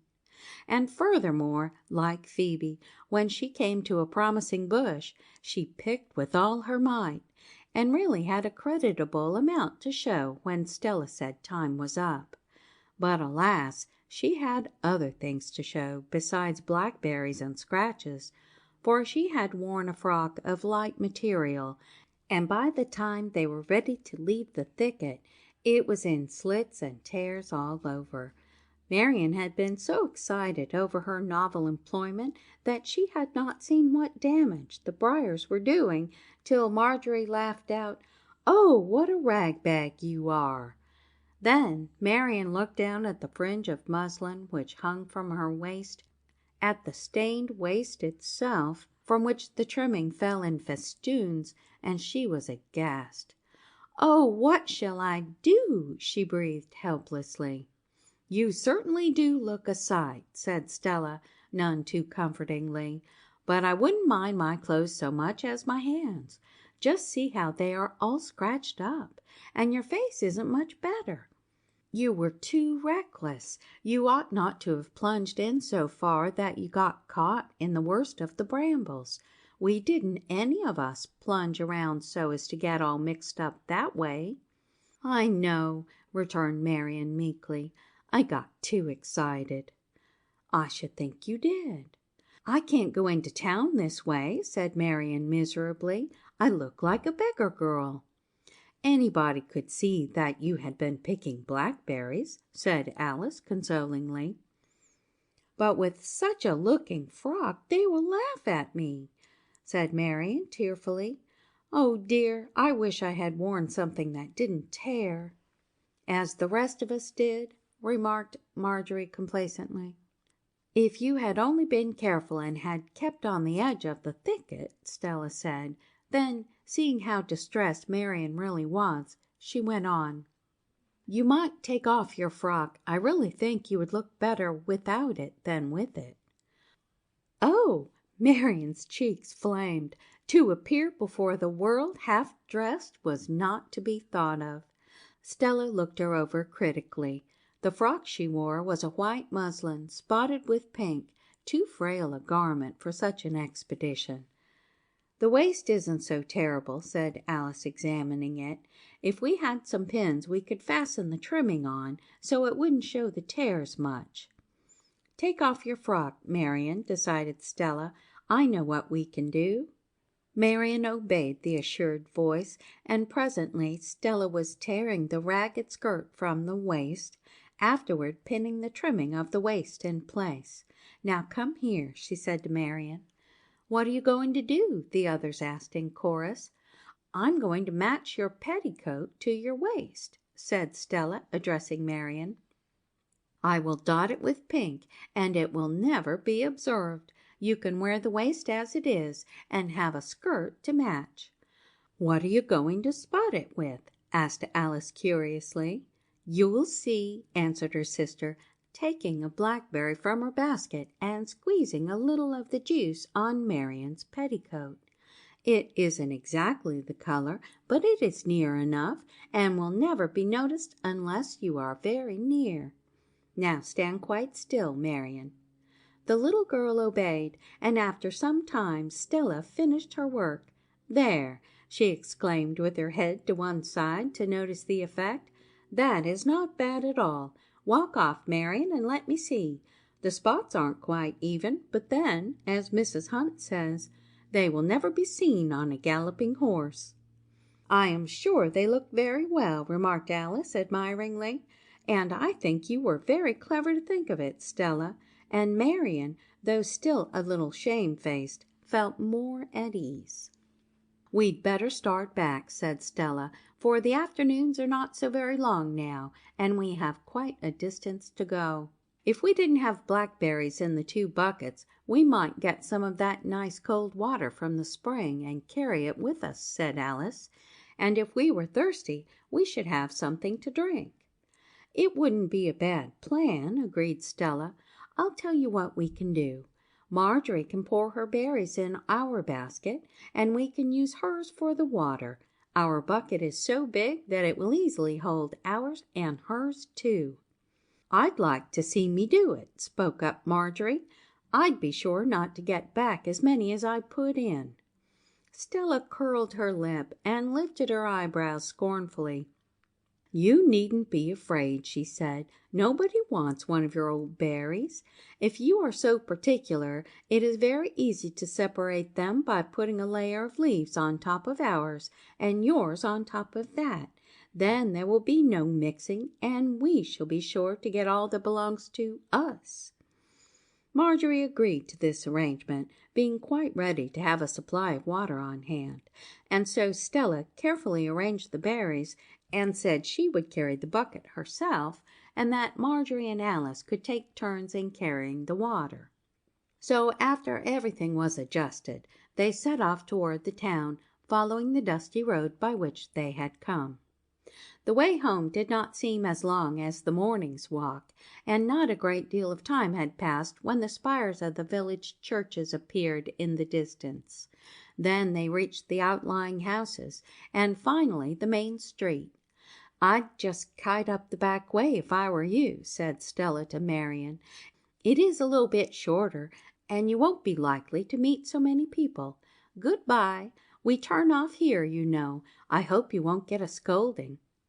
The fear of this, or worse, had been in Marian's heart all along, though she had not mentioned it, and as she stole in the back gate and up the garden walk, she hoped she would meet neither her grandmother nor Heppy. The little bucket of blackberries no longer seemed worth while, and she set it down near the apple tree, ran in the side door past her grandfather's study, and on upstairs, hoping she could get by the sitting room without being seen. But her hopes were in vain, for on the landing appeared her grandmother. "Is that you, Marian?" she asked. "Where have you been all day? Come in here and give an account of yourself." For a second it was Marian's thought to say that her nose was bleeding, and to make her escape to her room, change her frock, and then reappear. But she knew it was only putting off the evil day, for the frock's condition would be discovered sooner or later, and then she was a truthful child, and could not have brought herself to make a false excuse, even though the outcome might have been better for her. So she entered the sitting room timidly, and stood with drooping head before her grandmother. "Where have you been all day?" repeated her grandmother. "Oh, didn't Mrs. Hunt tell you?" said Marian in a weak voice. "She said she would. I've been blackberrying." "With whom?" "Some of the girls." "Who gave you permission?" Why, Mrs. Hunt didn't think you would mind, and blackberrying? I should think so!" exclaimed Mrs. Otway. "What a sight you are, all stained and scratched up. Go wash your face and hands." "I did try to get it off at the spring," returned Marian more cheerfully, hoping she was to be let off rather easily after all. But she had not reached the door before her grandmother called her back. "What in the world have you done to your frock?" she asked, examining her costume in surprise. "It got torn so, and I was so ragged that Stella tore off the skirt," said Marian in faint explanation, "and," she went on, "she thought she could try and make my petticoat look like a frock. The spots are blackberry juice. They aren't quite the same color, but we all thought they looked pretty well, better than slits and snags." "Then you have ruined not only your frock, but your petticoat. Go to your room, and do not come out till I tell you. I will speak to your grandfather, and we will see what is to be done about this," said her grandmother in such a severe tone that Marian felt like the worst of criminals, and crept to her room in dread distress. She had not often been seriously punished, but those few times stood out very clearly just now. Once she had been compelled to receive 10 sharp strokes from a ruler on her outstretched hand. At another time she had been shut up in a dark closet, and again she had been tied in a chair for some hours. Any of these was bad enough. The first was soonest over, but it was the most humiliating. The second was terrifying and nerve-wracking, while the third tediously long and hard to bear. For some time the child sat tremblingly listening for her grandmother's footsteps, but evidently Mrs. Otway did not intend to use undue haste in the matter. After a while the whistle of the evening train announced that those who had gone up to the city for a day's shopping were now returning, and not long after Miss Dorothy's door opened, and Marian could hear the teacher singing softly to herself in the next room. A new humiliation filled the child's breast. They would tell Miss Dorothy, and she would think of her little friend as someone desperately wicked, too wicked, no doubt, to associate with Patty. The tears stood in Marian's eyes at this possibility. It was very, very wrong, of course, to go off without asking leave, and it was worse to spoil her clothes. She well knew her grandmother's views on this subject, and that of all things she disapproved of wastefulness. She would say that the clothes might have done good to the poor, They might have been sent in a missionary box to some needy child, and it was wicked and selfish to deprive the poor of something that could be of use. Oh yes, Marian knew very well all about the probable lecture in store for her. She sat dolefully, with clasped hands and tearful eyes, but presently a happier thought came to her. She would tell Miss Dorothy before her grandmother had a chance to do so, and perhaps Miss Dorothy would understand that she had not meant to do wrong in the first place, and that what came after was carelessness and not wilful wickedness. She had been ordered not to leave her room, and this she need not do to carry out her plan. So she softly crossed the floor and timidly knocked at the door between Miss Dorothy's room and her own. It was opened in a moment by her friend, who viewed the forlorn little figure first with a smile and then with anxious interest. "Why, my dearie," she exclaimed, "what is the matter? Come into my room and tell me what is wrong." "I can't come in," said Marian in a low tone, "for I mustn't leave my room till Grandma bids me. But you can come in mine, can't you?" she added wistfully. "To be sure I can," and suiting the action to the word, Miss Dorothy entered and sat down by the window, drawing Marian to her side and saying, "Now tell me all about it." Marian poured forth her doleful tale, beginning with the visit to Mrs. Hunt and ending with the interview with her grandmother. She wouldn't have minded so much, except for the frock and petticoat, she said in conclusion. But when she found out about those, I could see that she was very, very much put out. "That was the worst part of it, of course," said Miss Dorothy. "Of course you told her how sorry you were, and that you were so excited over getting the biggest berries that you forgot about the briars. You are not the only one who has done that," she added with half a smile. "You never had been blackberrying before, had you?" "No, Miss Dorothy, and it was very exciting. We really had a lovely time, only the walk was rather a hot one.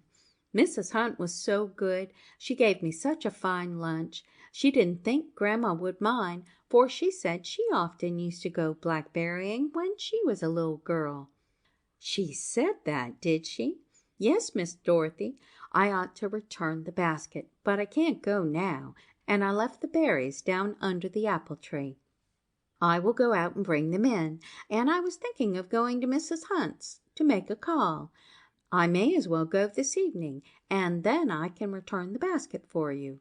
Mr. Hunt is one of our trustees, you know, and I want to see him on a little matter about the school." "Oh, thank you, Miss Dorothy. I know she uses that little basket for all sorts of things, and she might want it." "She shall have it," said Miss Dorothy. "Well, dear, I hope your grandmother will not be very hard on you. The only point I can see that needs blame is your wearing that flimsy, delicate frock. But as you had never been blackberrying before, you couldn't know the unkindness of briars." "There wasn't time to change the frock."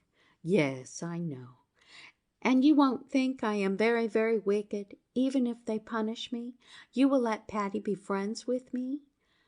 "I understand all about it, my dearie, and it shall not make the slightest difference so far as Patty is concerned. I only wish I could take your punishment for you." At this extreme kindness, Marian flung herself upon the floor at Miss Dorothy's feet and sobbed aloud. "You are so dear! You are so dear!" Miss Dorothy lifted her to her lap, smoothed back her hair, and kissed her flushed cheeks. "Cheer up, dear," she said. "One need not be unhappy forever, and I hope this will soon be all over. Now, I must go down and get those berries, or it will be too dark to find them. Don't cry any more," and with a smile Miss Dorothy left her. It was quite dark when Mrs. Otway at last appeared. "I have talked it over with your grandfather," she began without preface, "and we have decided to punish you by having you wear to school all next week the costume you came home in." That is all we shall do. It will teach you to be more careful next time. You may come down to supper now," and Marian meekly followed. The blackberries were on the table, but Marian could not touch them. The horror of appearing before her schoolmates in the spotted petticoat filled her with dismay, and though her grandmother felt she had been really very lenient, no punishment she could have devised would have been more humiliating to the little girl. She had always been a very dainty child, taking pride in her clothes and being glad that she could appear as well as anyone she knew. How could she face 19 pairs of wondering eyes upon Monday morning? She could see the amused countenances, hear the suppressed giggles, and imagine the laughing comments whispered with hands hiding mouths. If only she could fall sick and die so she might never go to school again.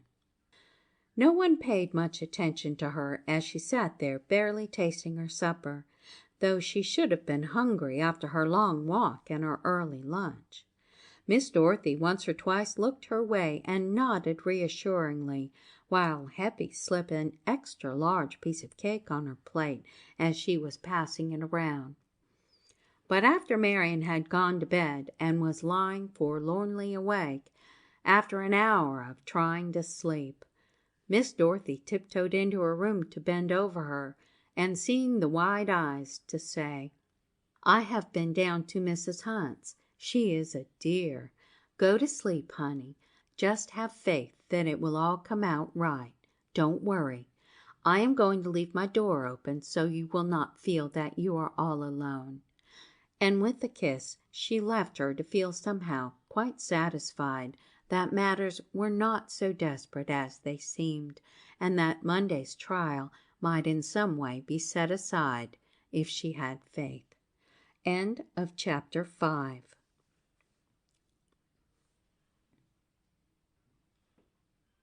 Little Maid Marian by Amy Blanchard. Chapter 6. The White Apron. But Monday morning came, and there seemed no prospect of any change in Mrs. Otway's decision. She came herself to see that Marian was clad in the costume of disgrace, and she was sternly sent out with the order not to be late. But lest she should shame Miss Dorothy, the child lingered out of sight around the corner till her teacher should have passed by, and then she ventured down the street by herself. No one imagined the agony each step cost her, nor how she avoided any familiar face, crossing and recrossing as she saw an acquaintance in the distance. She was even about to pass Mrs. Hunt's gate without looking up when someone called her. "Marian, Marian," came Mrs. Hunt's pleasant voice. "Stop a minute, chickadee." The first impulse was to run on, but that meant reaching the schoolhouse so much sooner, so the child hesitated and presently was captured by Mrs. Hunt, who bore down upon her as one not to be denied. "I've been watching for you," she said. "Come right in. You have plenty of time. I have something to say to you. There, never mind, I know the whole story, and I ought to have all the blame, for it was myself that urged you to go. Now, your grandma never said you were not to cover up that ridiculous petticoat, did she? She said you were to wear it, I know, and wear it you must, of course. Now, look here, I have an apron that was my little angel Annie's. It's a real pretty one, and it is made so it will cover you all up. I hunted it out this morning early. Put your arms in the sleeves. That's it. Just as I thought. It covers you well up and hides all the spots, doesn't it? It is a little yellow from lying, but no matter. It is clean and smooth. I've 2 or 3 more the same pattern. I always liked 'em with those little frills on the shoulders. Now, never mind. I know just what you're going to say, but you needn't. I'm taking all the responsibility of this. Just you go along to school and feel as happy as you can. I'm going to see your grandmother before you get home, and I'll make it all right with her, so you are not to bother yourself one little mite. Now trot along, and hurry a little, or you might be a wee bit late. You can wear the apron home. You look real nice in it."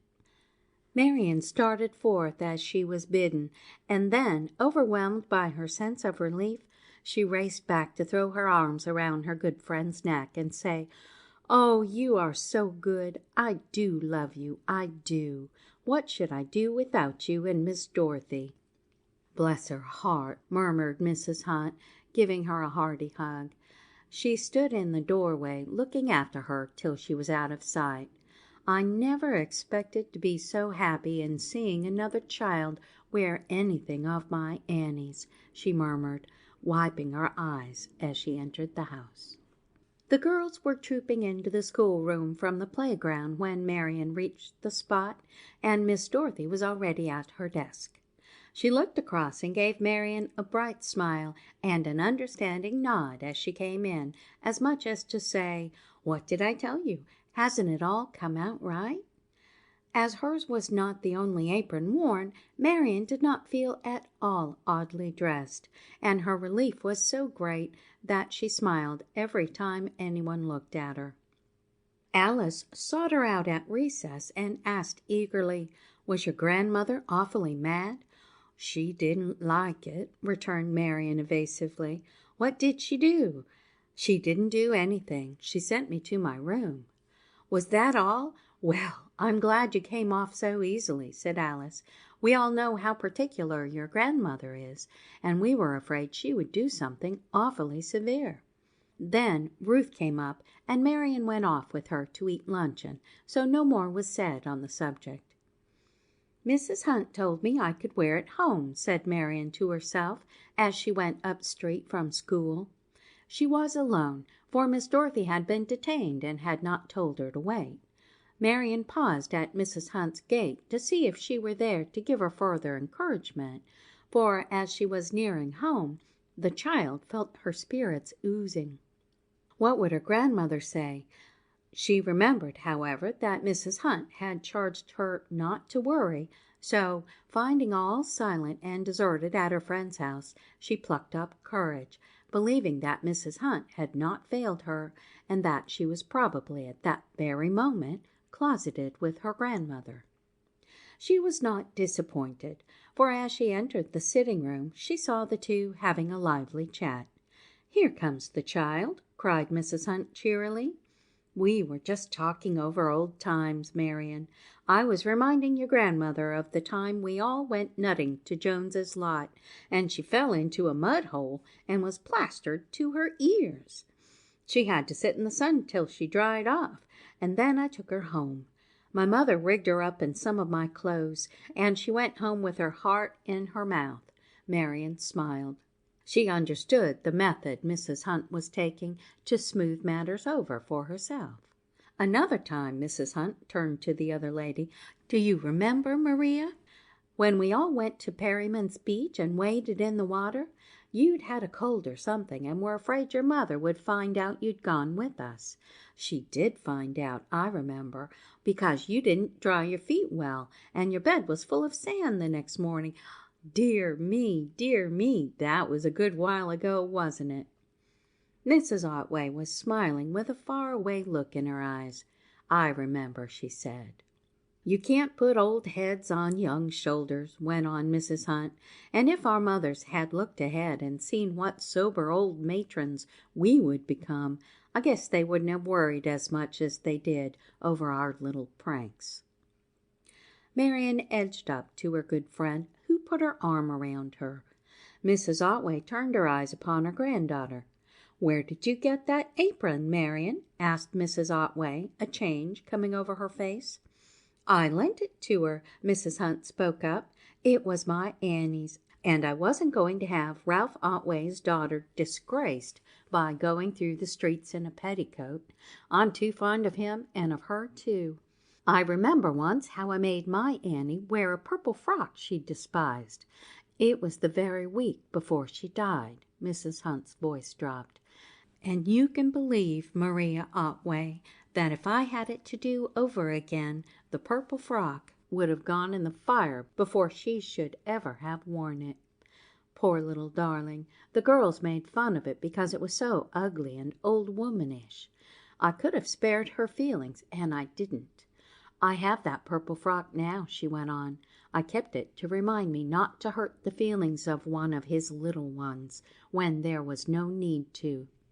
The tears were running down Mrs. Hunt's cheeks by now, but she went on. "You can think as you choose, but I have said my say." "I don't think you would ever hurt anyone's feelings if you could help it, Salome," said Mrs. Otway, melting by the childless woman's tears. Then, turning to Marian, "Run along now, Marian," she said. "Shall I take off the apron?" "No, you needn't." And that was all there was of it. But the next morning before breakfast, said Mrs. Otway outside Marian's door, "You may put on your blue gingham for school, Marian." So did Mrs. Hunt triumph, and so did Miss Dorothy laugh in her sleeve when she saw Marian appear in the clean blue frock. It was after school, when she and Marian were coming home together, that she confessed to having had something to do with bringing about this pleasant state of things.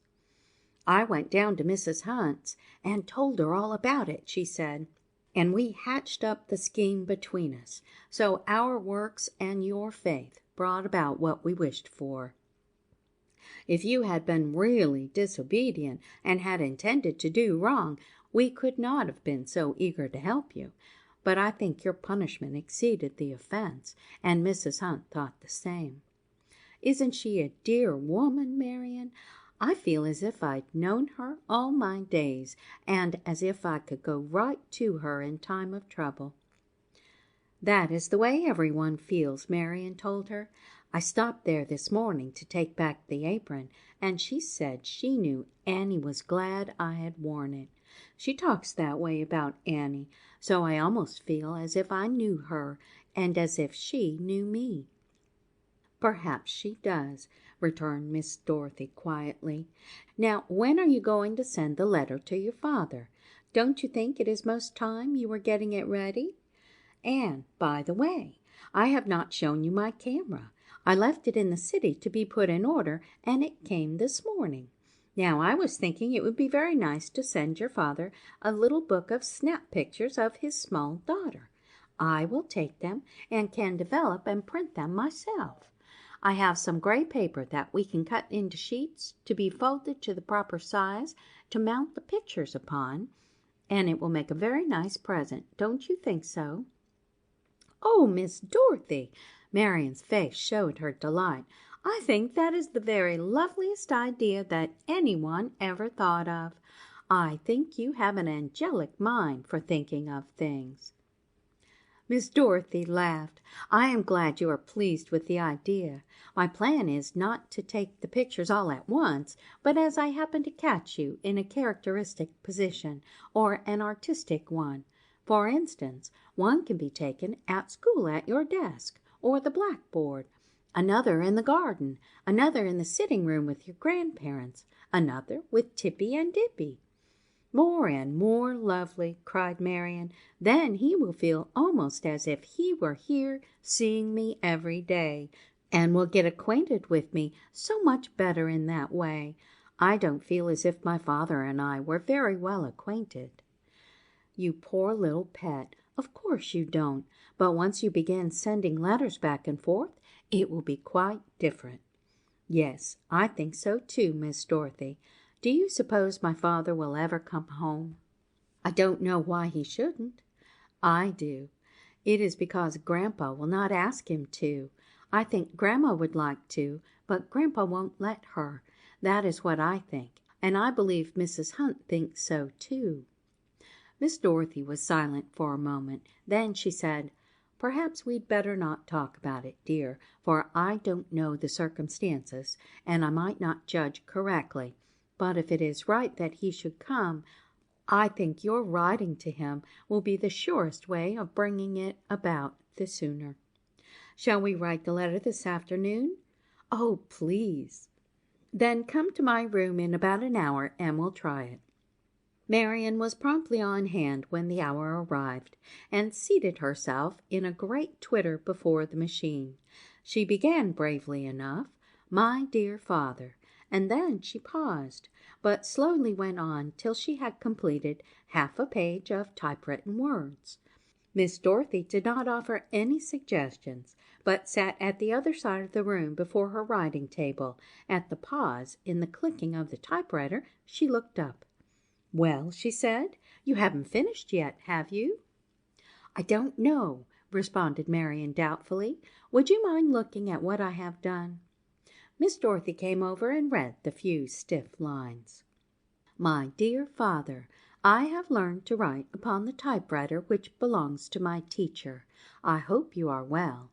I am well, and so are the rest of the family. We have very pleasant warm weather at present. I hope you have the same in Berlin. I thought you might be pleased to receive a letter from me, although it is not the first of the year. I go to school now. There are 20 pupils in our room. They are all little girls." "Oh, dear, dear!" exclaimed Miss Dorothy. "Is that the way you feel when you are writing? Why, you are talking to your father, remember. Just listen to the way I write to mine." She read from the sheet she held in her hand. "Dear old Daddy, isn't this gorgeous weather? I wish you and I were off for a real old-time tramp this afternoon. How we would talk and turn our hearts inside out to each other. I can see you with your eyes twinkling under that disreputable old hat of yours, and I can feel your polite hand under my independent elbow when there is a stream to jump or a wall to climb. The dear hand that I never need for that sort of help, but which you pretend I do because I am your girl still, if I am big enough to face the world by myself. Well, Daddy, I have been teaching for more than a week, and haven't had one cry over it. Isn't that courage for you? Not that my pupils are all angels. Oh, no, this is not heaven, dear Dad. But it is really a very nice place, and there are some dear people here. Did you ever happen to meet a Mr. William Hunt and his wife? He is a very good sort, and she is a perfect darling, one of those rare flowers whose fragrance fills the air even on the highway. Not one of the hothouse kind that has been forced to bloom out of season, for out of season and in season she is always blooming and shedding forth her sweetness." Miss Dorothy paused. "Oh, but Miss Dorothy, I could never write like that!" exclaimed Marian in an awe-stricken tone. "Perhaps not just like that, but you can tell him about yourself and about the people you know, Mrs. Hunt, for instance, and your schoolmates, and Tippy and Dippy, and you? Yes, and me, if you like."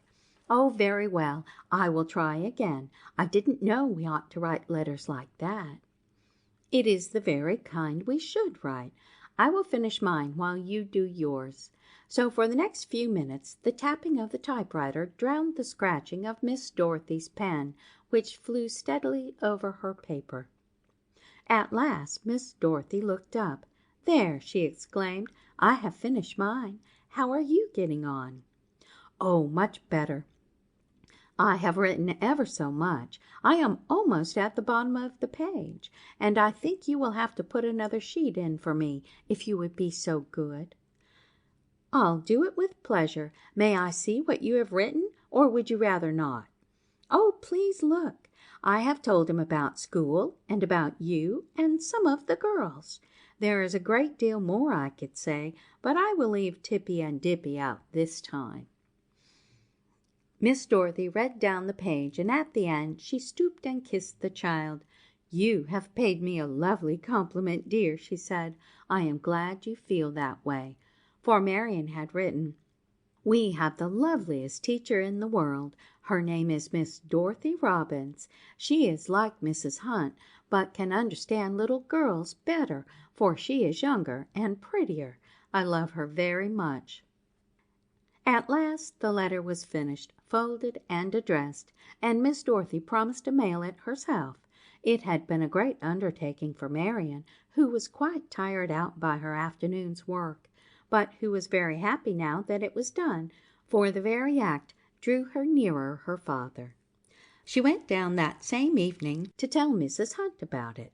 There was neither baking nor pickling going on at the time, but she found her friend in her sitting room, a basket of mending by her side.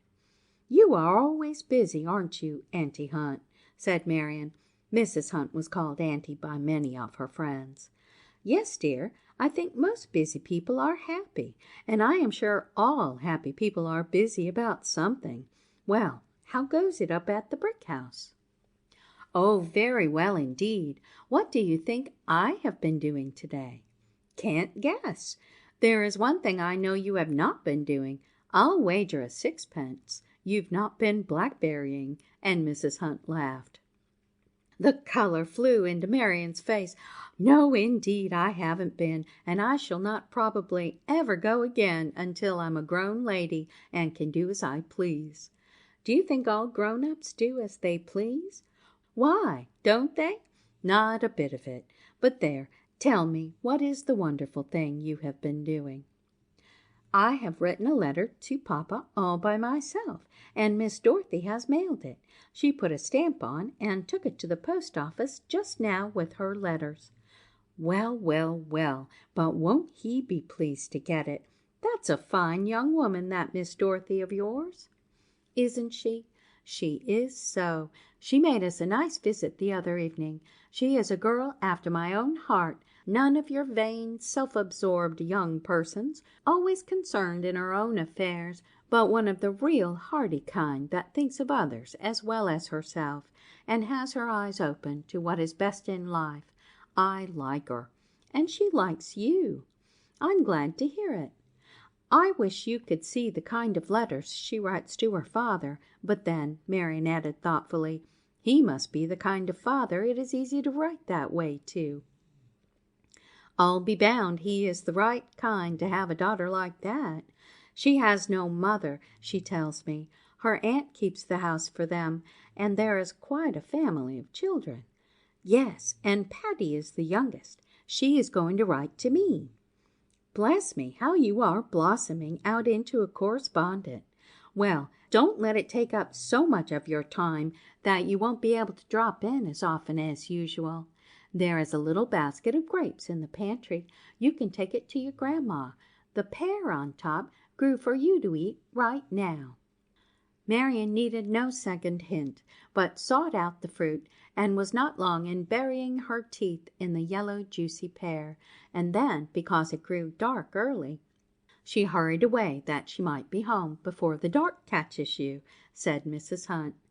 End of chapter 6.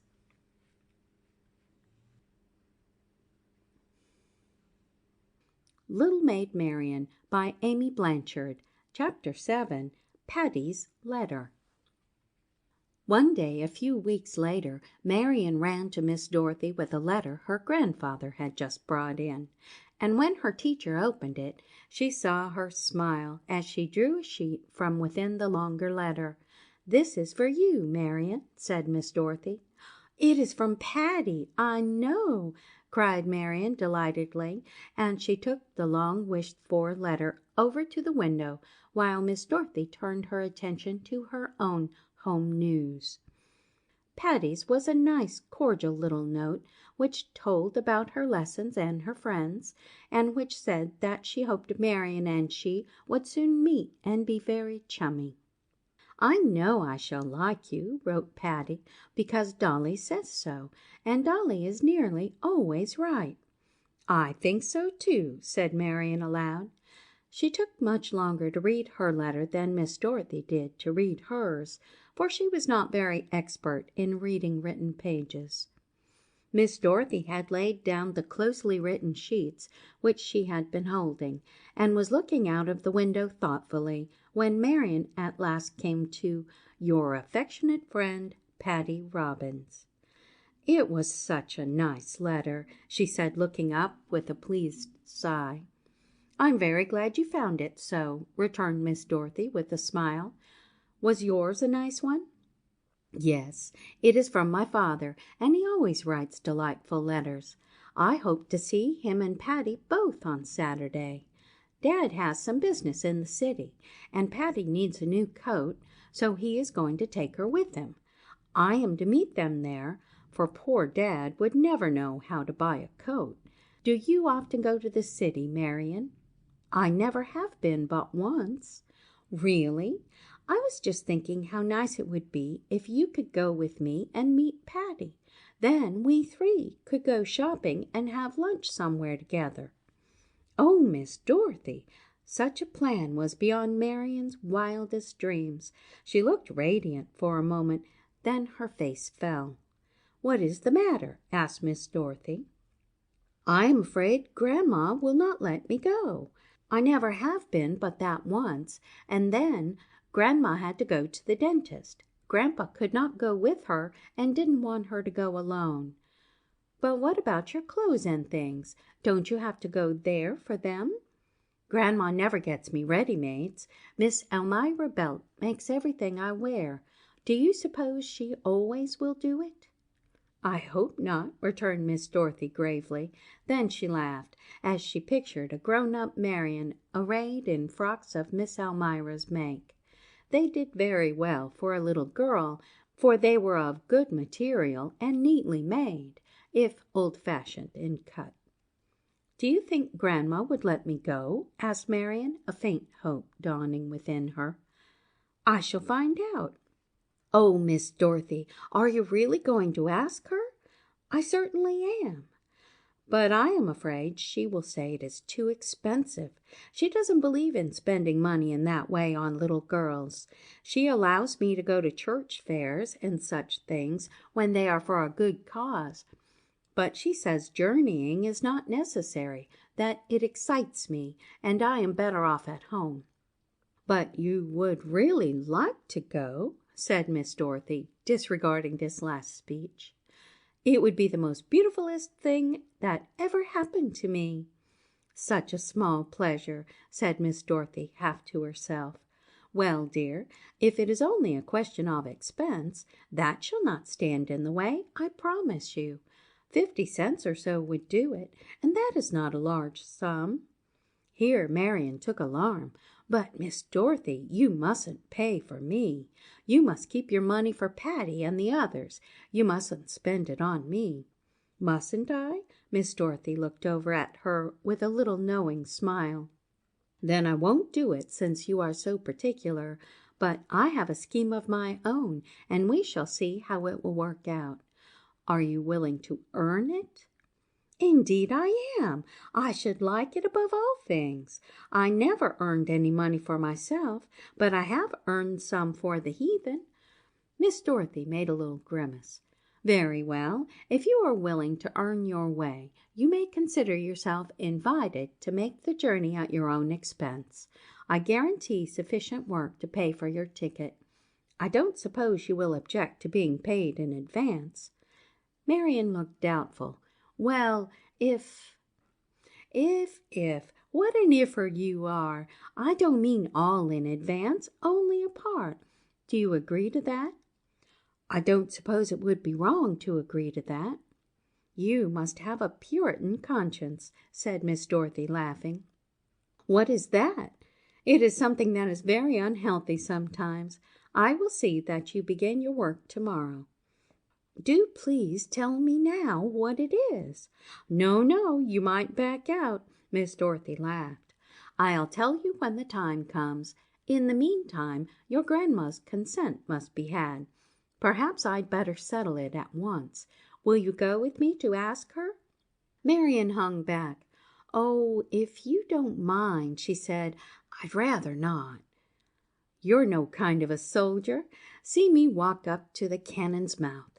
And leaving the room, Miss Dorothy ran lightly downstairs. Marian followed slowly, but though she hesitated at the sitting-room door, where she heard voices, she did not tarry, but went down to the lower floor and into the garden, where Tippy and Dippy lay asleep in the sunshine. Dippy opened one eye and stretched himself as Marian approached. She picked him up and carried him down to the apple tree. I've had a letter from Patty, she told him when she was settled in the crotch of the tree. And maybe, it is only maybe, Dippy, I am going to the city on Saturday. I don't suppose you would care anything about it. I am sure you would much rather stay here and chase grasshoppers, but I want to go so powerfully that I think I shall cry my eyes out if Grandma says I can't. I know she wouldn't consent if I asked her, but maybe she will if Miss Dorothy does." She sat still, cuddling Dippy, who had fallen asleep again.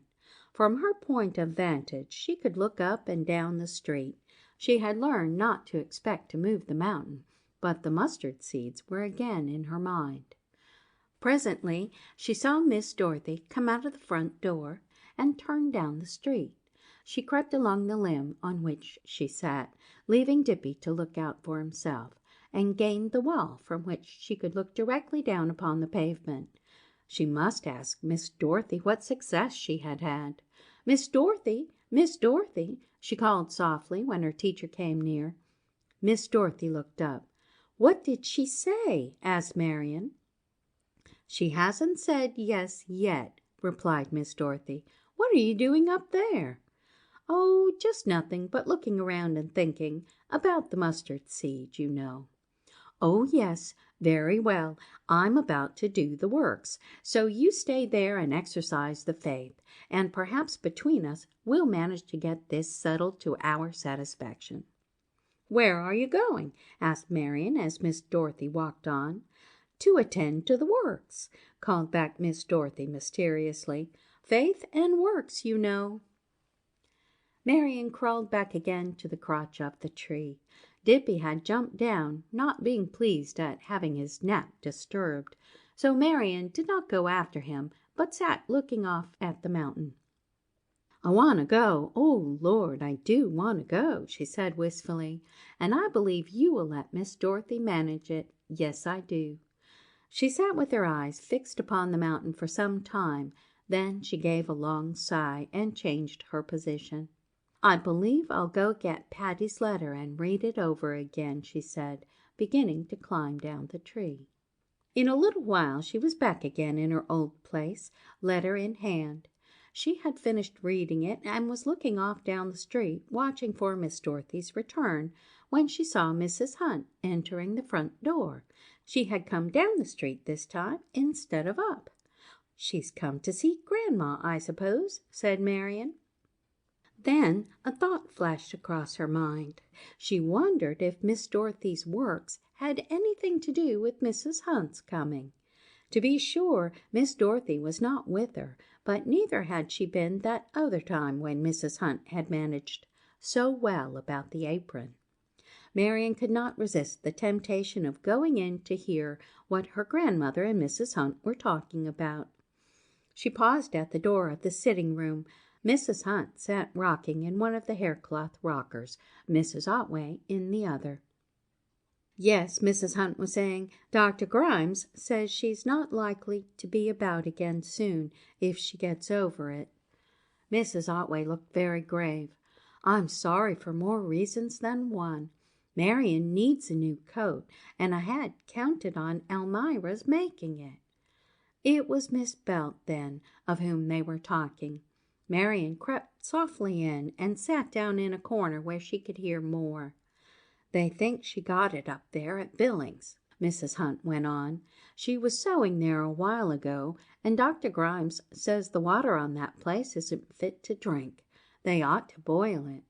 Like as not, that is where she did get it.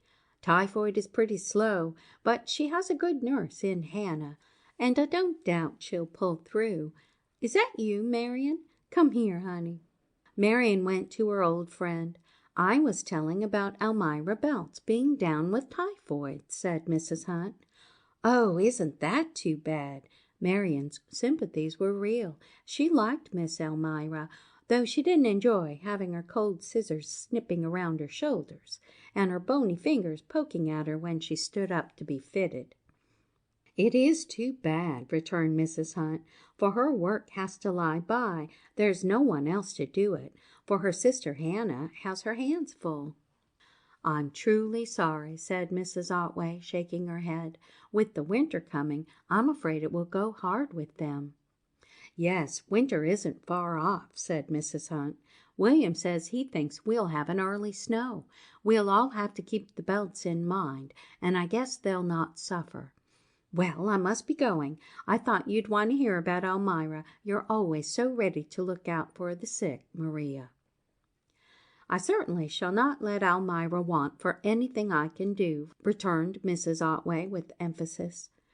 "She has been a good and faithful worker all her days, and I hope her years of usefulness are not ended yet. Thank you for coming to tell us, Salome." "Well, I knew you'd want to know," repeated Mrs. Hunt. "By the way, Maria, I hear Miss Robbins is going to town on Saturday, and I shouldn't wonder if there'd be something to get for Elmira. I don't doubt Miss Robbins would attend to it." "I am sure she would," returned Miss Otway. "She is always very ready to offer her services." "You like her right well, don't you?" said Mrs. Hunt. "Very much indeed. We are glad to have her with us." "That's what I surmised. What was I going to say? Oh, yes, you were remarking that Marian needed a winter coat, and she will need it, cold as it is growing, for I remember you sent her last year's one in the missionary box. Why not let Miss Robbins get one for her in the city? Marian could go along, and she'd be glad of her company. It wouldn't be much trouble if the child were there to fit it on. You could tell her the kind you wanted, and I'll venture to say you'd pay less than for the cloth and making." "Perhaps that would be a good plan," replied Mrs. Otway, as if it had not been presented before. "I'll see about it when Miss Dorothy comes in." "Oh, may I go?" Marian breathed softly. But at that moment the door was shut after Mrs. Hunt, and her grandmother did not hear the question, which was just as well, as Marian, on second thoughts, decided. For if she thought the child wanted to go for a frolic, she might withhold her consent. So Marian wisely held her tongue and went out to the garden again. No more was said upon the subject until the next day, and Marian was afraid it was forgotten. But in the afternoon Miss Dorothy called her. "Come in here, young woman, and earn your trip to town." Marian obeyed with alacrity. Miss Dorothy was seated before her typewriter. "Come here and I will show you what you have to do," she said. "You are to make 20 copies of this little slip. You must make as many as you can upon one sheet of paper about so far apart. You know now perfectly well how to put in the paper and how to take it out. Tomorrow you can make 20 slips more, 20 the day after, making 60 slips in all. You will be paid half a cent for each slip, and eventually you will earn 60 cents, just what a round-trip ticket costs. Do you agree?" "Oh, Miss Dorothy, of course, if you are sure I can do it." "Of course you can do it, at first slowly, and then, as they are to be all alike, you will be able to do the last with your eyes shut. I'll leave you to go ahead." "Please, please what?" "Wait till I have done one to see if it is all right." "Very well, that is a small favor to grant." "And tell me, am I really to go?" "The powers that be have so decreed." "And I can pay my own way?" "Yes, that is one of the reasons. Your very wise and astute teacher remarked that it would teach you self-reliance and independence, help to make you resourceful, broaden your experiences." Oh, me, what didn't she argue? Marian turned adoring eyes upon her. "And Mrs. Hunt," she said, "did you think she had something to do with it?" "Well, she did without knowing it, for I was on my way to her house when she came here with the news of Miss Elmira's illness, and all unconsciously she did us a good turn by suggesting that you go up to the city with me to get a coat. Isn't it funny that it should happen that way? I didn't mean about poor Miss Elmira. That is anything but funny, but it is strange that Mrs. Hunt should have come around with a piece of news that settled the whole matter. When your grandma told me you were to go, I came near laughing outright, but when I knew the reason, I did look concerned, I hope. She said she had been thinking over the matter of your going to the city with me. Would it be too great a task, and would I have time to select a coat for you? No, I said it would be no task at all, for I should be doing the same for my little sister. Here I ran against a snag, for your grandmother said that perhaps I could get yours without your being there, for my little sister could be your proxy. Oh, but, I said, Patty is short and chubby, while Marian is tall and slender. I'm afraid I could never select the proper garment unless she were there to try it on. But the expense, said Grandma, 60 cents would do much good in some other direction. Perhaps, I said, I can get a coat for less than the price you have fixed upon if I get the two together. She wasn't so sure of that. Then I said, I have a little work that I promised a friend of mine to do for her, typewritten slips, which Marian could do perfectly. If I go to the city on Saturday, I cannot get them all done as promptly as they should be. But if Marian could help me, I could share the pay, and she could then make her own expenses. At this, Grandma succumbed, and so, my dear, we are going. Now I must go, for you will never do 20 slips before dark if I stand talking. That looks very well. Keep on as you have begun, and you have nothing to fear. Left to herself, Marian tapped away industriously till just as it was getting too dark to see. She finished her 20 slips and proudly showed them to Miss Dorothy when she came in. The first money she had ever really earned was placed in her hand. If you don't get your entire 60 done this week, said Miss Dorothy, you can hitch some of them on to next week's number, for we agreed to square this matter. You needn't go to town with the feeling that you haven't earned the trip, whatever happens. Marian smiled back her reply and ran down to show her precious dime to her grandfather. He actually patted her on the head and called her a good child, while her grandmother looked over her spectacles and nodded approval.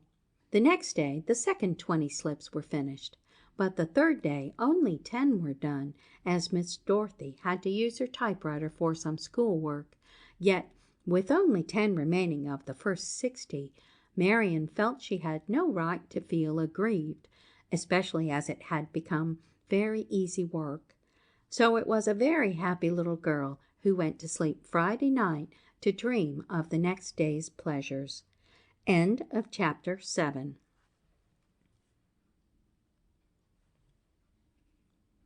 Little Maid Marian by Amy Blanchard. Chapter 8. A Trip to Town. The morning dawned bright and fair, a little cool, to be sure, but so much the better, thought Marian, for now Grandma will be all the more ready for me to get my coat. The leaves danced in red, yellow, and brown array along the sidewalk as Marian and Miss Dorothy stepped out of the house to take the early train. It was such an important occasion that Marian felt as if everyone must be wondering where she was going so early, dressed in her best. But no one took any special notice of her, except one of the schoolgirls whom she happened to meet, and who said, "Are you going to town, Marian?" "Yes, Miss Dorothy and I are going shopping," returned Marian with beaming face. "I thought you must be going, you're so dressed up," returned the child, and Marian smiled up at her companion with an air of conscious delight. Everything was so interesting. The starting of the train, the movements of their fellow passengers, the outlook from the car windows, the masses of red and yellow foliage which meant forests, the brown bare spaces which were fields, the little isolated houses, the small villages stretching away from the stations. There was not one moment of the journey when Marian was not entertained by what she saw along the way. At last they reached the city, and such a noise and confusion as met their ears made Marian cling to Miss Dorothy. "Is it always like this?" she asked.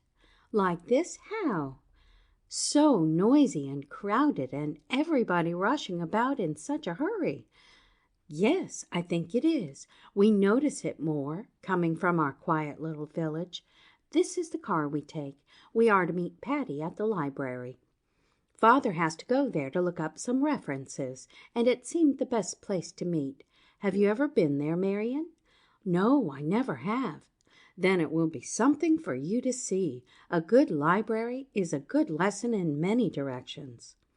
But Marian's eyes were not taking in rows of books or library appointments when they reached the reading room.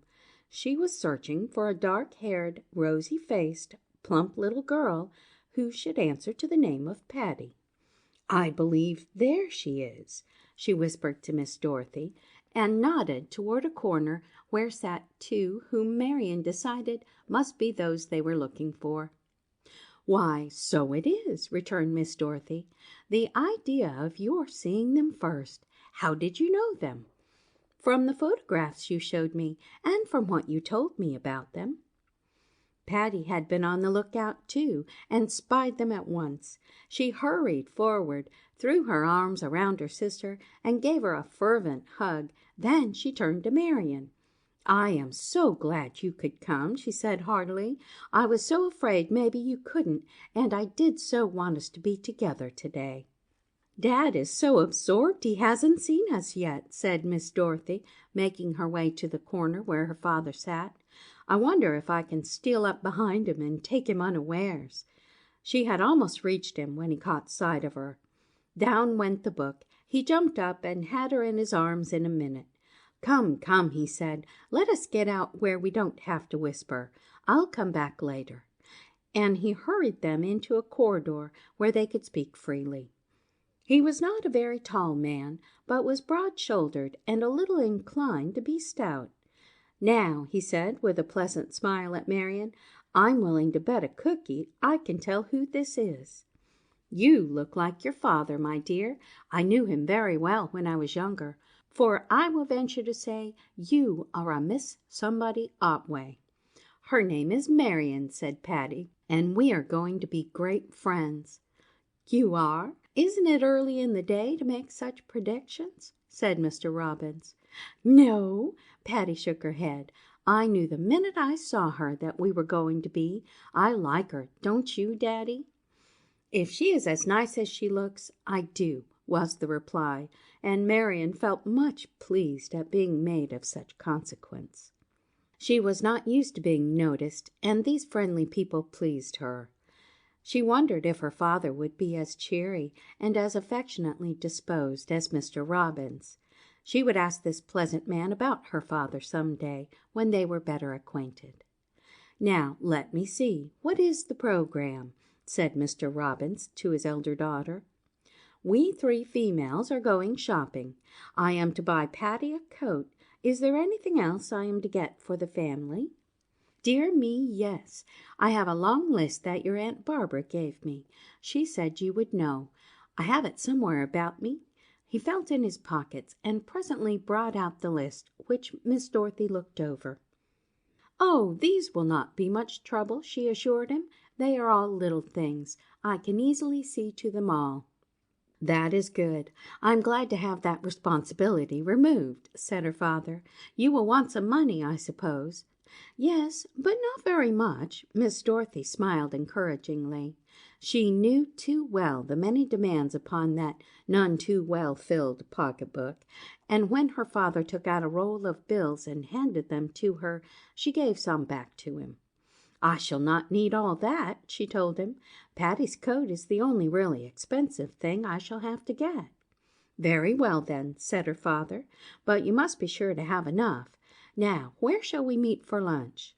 "Oh, are we all to lunch together?" said Miss Dorothy in a pleased voice. "Suppose we go to Griffin's.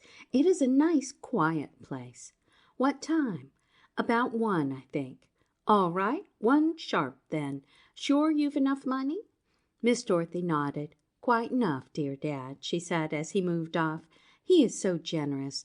I don't believe he has a mean bone in his body." This set Marian to wondering, if one had a mean bone, which it would be. She thought possibly an elbow. They could be so sharp. But before she had settled the question, Patty began to talk to her, and they were then so busy getting acquainted that there was no time to think of mean bones or anything else but themselves. It was a most delightful experience to go around the big shops and look at the pretty things. Patty had such a pleasant way of making believe, which added to the fun. "Now you say what you are going to buy," she began, "and I'll say what I am. I think I'd like that pretty, shiny, pinky silk hanging up there." Marian looked at her in amazement. "Oh, you have enough money to buy that?" she asked in surprise. Patty laughed. "Not really. I am just pretending I have." "Oh," Marian's face cleared. "I'd like to pretend too. Are you going to buy it for yourself?" "Dear me, no. I am going to get it for Dolly. She would look dear in a frock of it. I shall not get much for myself. It's much more fun to get for other people, for they don't know it, and it doesn't make them feel bad if they don't get the things. When I get things for myself, sometimes I am a little wee bit disappointed because I am only make-believing. I think Dick would like one of those neckties, the red one, I think." Marian felt suddenly very poverty-stricken. There were no Dollys or Dicks for her to buy make-believes for. She sighingly mentioned the fact to Patty. "Oh, that doesn't make any difference," said Patty cheerfully. "You can buy for someone else. I think I'll get you that Roman sash." "Oh, lovely. And I'll get you the blue one. Would you like it?" "I'd love it. I might get Miss Dorothy one of those pretty lacy things in the case." "That would be fine. She'd be so pleased." Patty spoke so exactly as if Marian really intended to buy it, that the latter laughed outright. Patty was really great fun. "I'll get something for dear Mrs. Hunt," Marian went on. "Oh, do. I know about her. Dolly wrote us how kind she was to her. She must be awfully nice." Marian overlooked the awfully. She was not going to criticize anything about Patty if she could help it. "I think I ought to get something for poor Miss Almira," she went on. "It is because she is so ill and couldn't make my coat that I could come today. What do you think would be nice for her, Patty?" Patty's eyes roved around the big store. "See those soft-looking wrappers hanging up way over there? I think one of those would be just the thing for a sick person. Let's go look at them and pick one out. We'll tell Dolly we are going. She will be at that counter for some time." They left Miss Dorothy while they went upon their interesting errand of selecting a proper robe for Miss Almira. They decided upon one of lavender and white, and then they returned to find that Miss Dorothy had finished making her uninteresting purchases of tapes, thread, and the like, so they went to another floor to look at coats.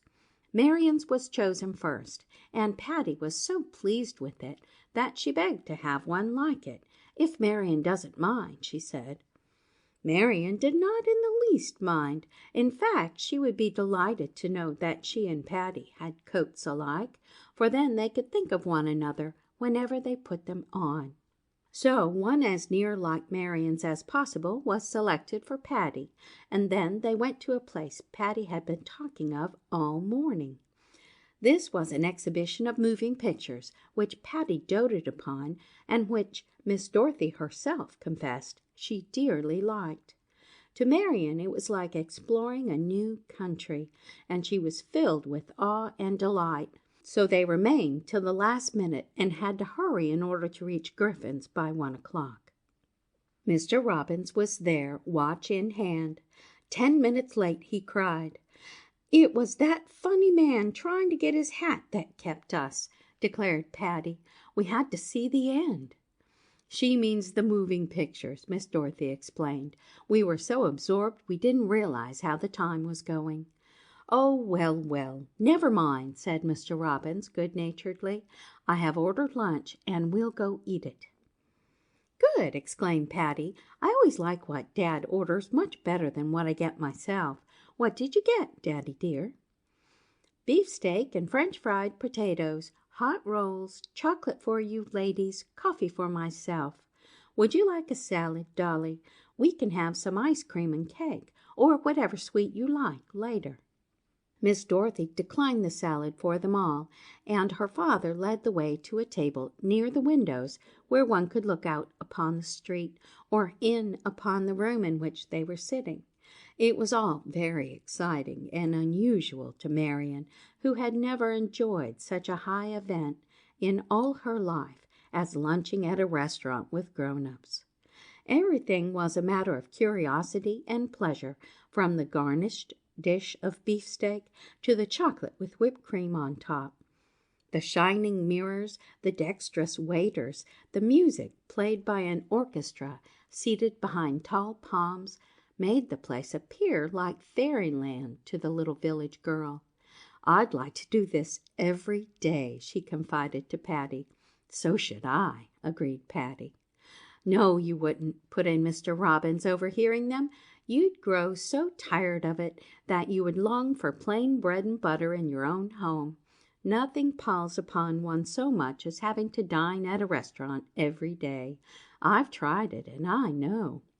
Marian could scarcely believe this possible, but she supposed that such things appeared very different to men, and she was sure that it would be many, many years before she would grow tired of it. After luncheon there came more shopping, and the time arrived all too soon when they must start for home. At parting, Patty slipped a little package into Marian's hand. "It's for you," she whispered. "It isn't the Roman sash, but I hope you will like it. Dolly is going to ask your grandma if she can't bring you to make us a visit some day." "How I should love to do that," was the fervent answer. Marian felt very badly that she had nothing to give Patty in return for her gift. "If you were a heathen," she said gravely, "I might have something to give you, too. I hope Grandma will let me make the visit. I mean to think of the mustard seed very hard, and maybe she will let me." Then, before she could explain this strange speech to the puzzled Patty, Mr. Robbins said they must hurry to the train, and she had to leave Patty on the platform, waiting till her train should be called, and wondering what sort of girl Marian could be to say such very unusual things. Marian waited till the train was fairly under way before she opened the package Patty had given her. She found it contained a little doll. On a piece of paper was scribbled, "You said you didn't have any little dolls, so I got you this one. It cost only 5 cents. I hope you will think of me when you play with it." The doll was one which Marian had admired in the 5-cent store, and which she had wished she could buy.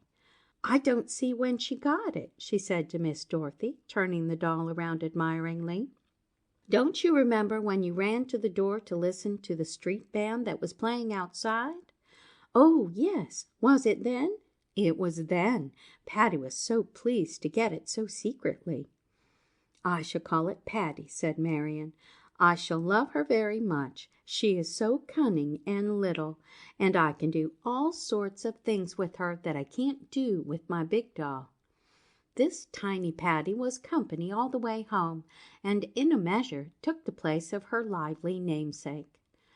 Marian had been obliged to rely upon her own invention and imagination so much in her little life, which had lacked childish comrades, that she could amuse herself very well alone or with slight things. Miss Dorothy watched her as she murmured to the wee Patty, and at last she said, "Have you had a good day, girlie?"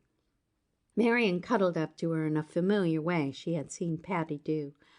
"Oh, it has been a wonderful day, and I am so thankful for Patty," she said. "Big Patty or this little one?" Miss Dorothy touched the doll with her gloved finger. "For both. There is so much that is pleasant in the world, isn't there? Every little while something comes along that you never knew about before, and it makes you glad. First you came, then there was school and the girls, and today came Patty and your father. He makes me feel very differently about fathers." "He is a dear dad," said Miss Dorothy lovingly. "Do you think mine will be like him? I've always thought of him as being like Grandpa. Not that Grandpa isn't very nice," she added quickly, "but he doesn't think much about little girls, and never says funny, jokey things to them as your father does." He never seems to notice the things I do, and your father talks to Patty about the little things I never knew grown-up men were interested in. That's because he has to be father and mother, too.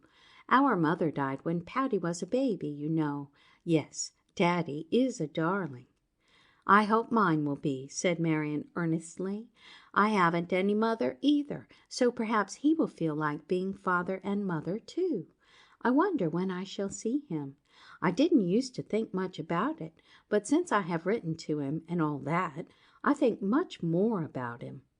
That is perfectly natural, and I have no doubt but that when he finds out that you want to see him, he will want to see you, and he will be crossing the ocean the first thing we know." "Oh, do you really think so?" "I shouldn't be at all surprised, only you mustn't count too much on it. We must be getting those photographs ready pretty soon. I would like one of me and Patty together. I mean Patty Robbins. This is Patty Otway," and she held out her doll. "We'll see if that can be arranged." "How can it when we don't live in the same place?" "I have a little plan that I cannot tell you yet. If it works out all right, I will let you know." "Oh, Miss Dorothy, you are always making such lovely plans. What did I ever do without you? Has the plan anything to do with my going to visit Patty sometime?" "Maybe it has, and maybe it hasn't, but dear me, we are slowing up for Greenville. We must not be carried on to the next station. Have we all the things? Where is the umbrella? Oh, you have it. All right. I hope Heppy will give us hot cakes for supper, don't you?" So saying, she led the way from the train, and in a few minutes they were making their way up the familiar street, which, strange to say, had not altered in the least since morning, although Marian felt that she had been away so long something must surely have happened meanwhile. End of chapter 8.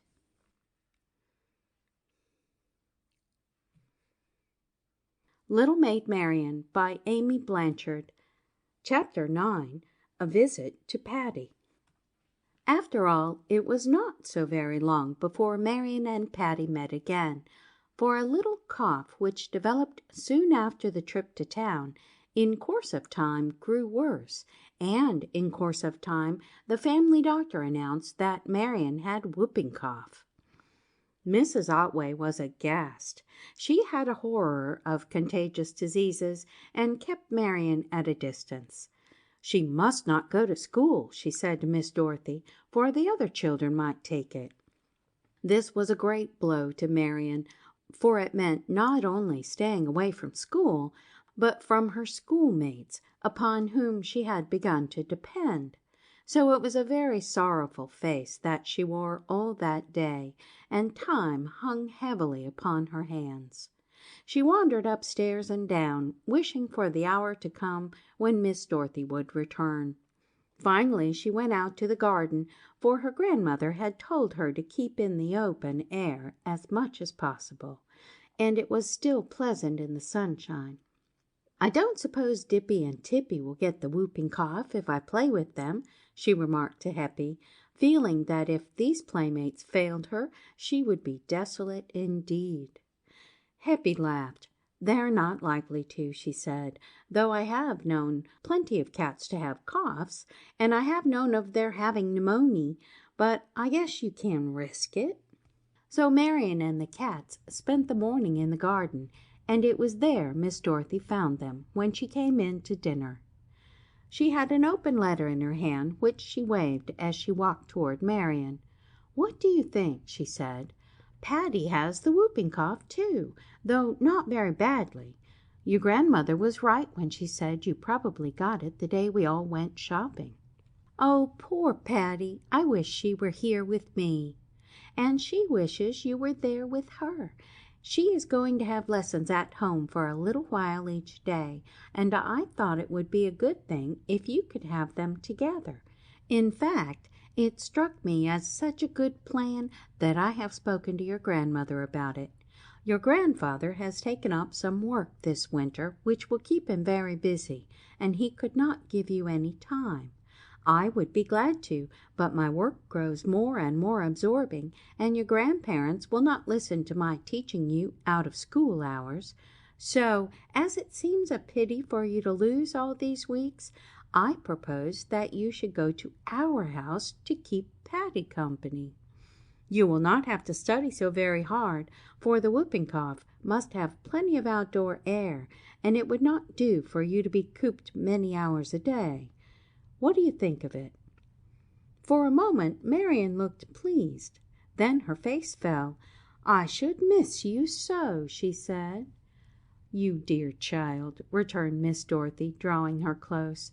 "So should I miss you, but I think I can arrange to come home every week now. It will mean very early rising on Monday morning in order to get here in time for school, but I can manage it, and I shall be able to reach home by 6 on Friday afternoon. So you see—" "Oh, I do see, and I think that would be fine. My little Patty misses me too, and so does Father. Aunt Barbara is an excellent housekeeper and a good nurse when anyone is ill, but she is not much of a companion for Daddy nor for Patty. Then, too, I hate to be out of it all. I long to keep up with the college news and the home doings, so I shall try going home at the end of the week for a while anyhow." "And did Grandma say I could go?" "She actually did. I think she is a little afraid of taking whooping cough herself, for she asked me yesterday if I had ever known of any grown person having it, and I do know of several cases. I had it myself when I was 3 years old, but your grandmother cannot remember that she ever had."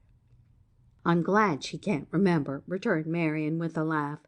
"Who is going to hear our lessons, Miss Dorothy?" "My sister Emily.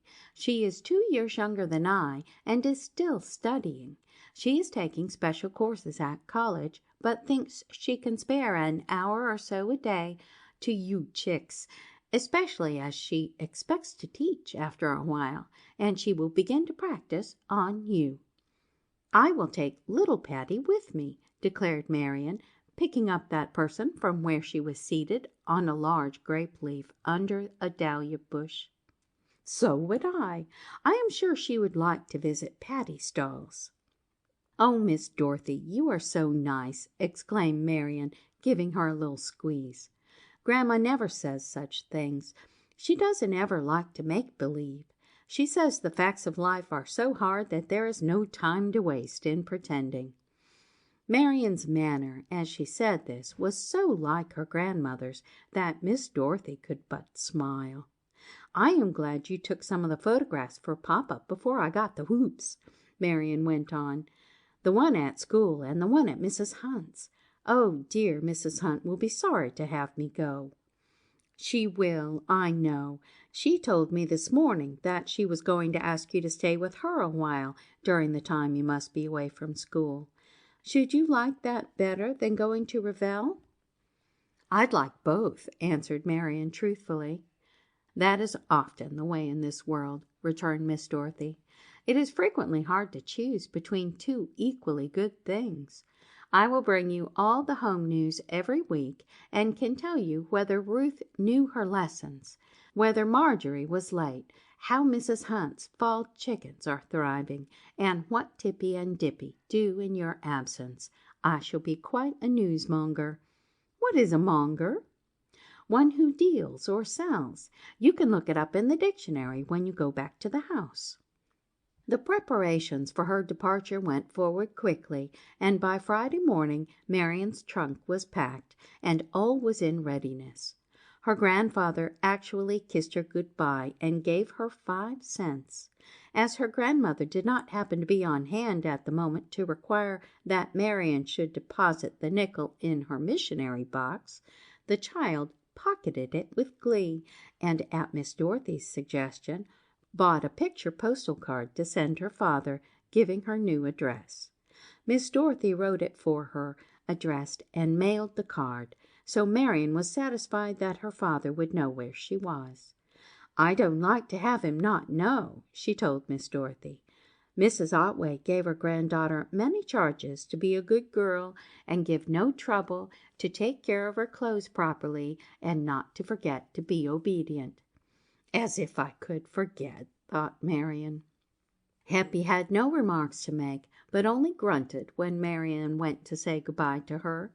However, as the child left the kitchen, Happy snapped out, "You'd better take along what belongs to you as long as you're bound to go." "Take what?" asked Marian wonderingly, not knowing that she had left anything behind. Happy jerked her head in the direction of the table on which a package was lying. "What is it?" asked Marian curiously. "Something that belongs to you," said Happy, turning her back and taking her dish towels out to hang in the sun. Marian carried the package with her, and later on found it contained some of Happy's most toothsome little cakes.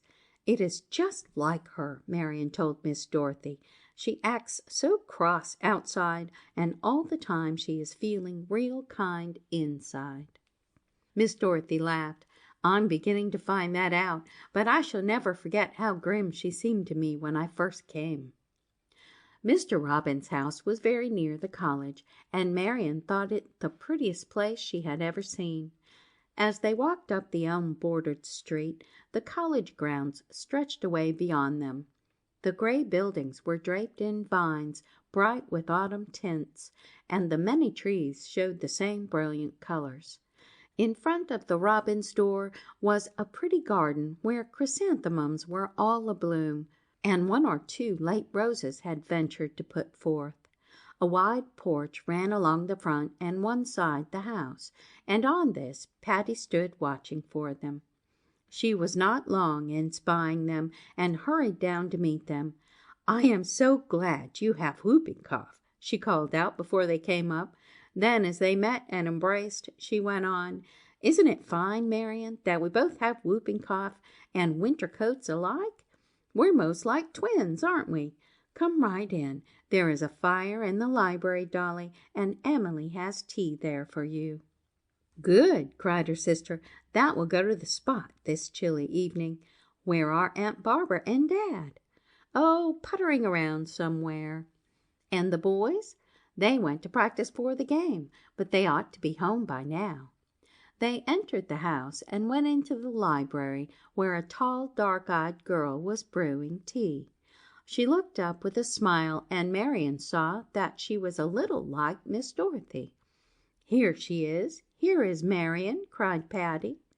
Emily nodded pleasantly. "Come near the fire," she said. "It is quite wintry out. How good it is to see you, Dolly. I am so glad you are coming home every week." "Oh, what are those?" said Miss Dorothy as her sister uncovered a plate. "Your favorite tea cakes, but you mustn't eat too many of them, or you will have no appetite for supper.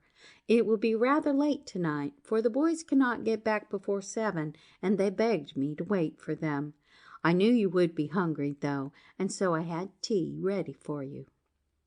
The two little girls, side by side, comfortably sipped some very weak tea and munched their cakes while the older girls chatted. But Patty made short work of her repast. "Hurry up," she whispered to Marian. "I have lots of things to show you, and we shall have supper after a while. Is your cough very bad?" "Not yet.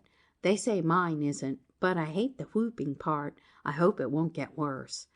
"I'm afraid it will, for we've only begun to whoop, and they say it takes a long time to get over it." "Oh, those old they says always are telling you something horrid. Come, let me show you the boys' puppies before it gets too dark to see them. They're out in the shed." "Oh, I'd love to see them." Marian dispatched the remainder of her cake and was ready to follow Patty out of doors to where 5 tiny fox terriers were nosing around their little mother. They were duly admired. Then Patty showed the pigeons and the one rabbit. By this time it was quite dark, so they returned to the house to see the family of dolls who lived in a pleasant room upstairs. "This is where we are to have lessons," Patty told her guest. "Isn't it nice? Those 2 little tables are to be ours, and Emily will sit in that chair by the window. We arranged it all. These are my books." She dropped on her knees before a row of low bookshelves. "Oh, how many!" exclaimed Marian. "I have only a few, and most of those are old-fashioned. Some were my grandparents' and some my father's." "Doesn't your father ever get you any new ones?" "He might if he were here," Marian answered, "but you see, I don't know him." "Don't know your father?" Patty looked amazed. "No, he lives in Germany and hasn't been home for 7 or 8 years." "How queer! Isn't he ever coming?" "I hope he is. I wrote to him not long ago." "Why, don't you write to him every little while?" "No, I haven't been doing it, but I am going to now," she said. Then, as a sudden thought struck her, she exclaimed, "Oh dear, I'm afraid I can't." "Why not?" asked Patty. "Because I used Miss Dorothy's typewriter at home. I don't write very well with a pen and ink, you know, though I can do better than I did." "Oh, I expect you do well enough," said Patty consolingly. "And if you don't, Dad has a typewriter, and maybe he will let you use that. And if he won't, I know Roy will let you write with his. It is only a little one, but it will do." "I think you are very kind," said Marian. "Is Roy your brother?" "My second brother. His name is Royal. Frank is the oldest one, and Bert the youngest of the 3. There are 6 of us, you know, 3 girls and 3 boys. First Dolly and Emily, then the boys, and then me." "I should think it would be lovely to have so many brothers and sisters." "It is, only sometimes the boys tease, and my sisters think I must always do as they say because they are so much older, and sometimes I want to do as I please." "But oughtn't you to mind them?" "Oh, I suppose so. At least when I don't, and they tell Daddy, he always sides with them, so that means they are right, I suppose." "There was some advantage in not having too many persons to obey," Marian concluded, and when the 3 boys came storming in, one making grabs at Patty's hair, another clamoring to have her find his books, and the third berating the other 2, it did seem to Marian that there were worse things than being the only child in the house. However, the boys soon subsided, so the 2 little girls were left in peace, and Patty displayed all the wonders in her possession. The delightful little doll house which the boys had made for her the Christmas before, the dolls who inhabited it, 5 in number, Mr. and Mrs. Reginald Montgomery, their 2 children, and the black cook. "The coachman and nurse have to live in another house. There isn't room for them here," Patty informed Marian. "Which do you like best, hard dolls or paper ones?" "Sometimes one and sometimes another," returned Marian. "I don't know much about paper dolls, though. Mrs. Hunt gave me some out of an old-fashioned book, but they got wet, and I haven't any nice ones now." "Emily makes lovely ones," Patty told her, "and I'll get her to do some for us. I know she will." "How perfectly lovely!" exclaimed Marian, beginning to feel that she had been very lucky when Dame Fortune sent the Robbins family her way. "There is Emily calling now," said Patty. "I suppose supper is ready, and we must go down. I will show you the rest of my things tomorrow. Coming, Emily," she answered as she ran downstairs. But it was because Marian's trunk had come that Emily wanted the little girls, and when this was unpacked and Marian felt that she was fairly established, supper was announced.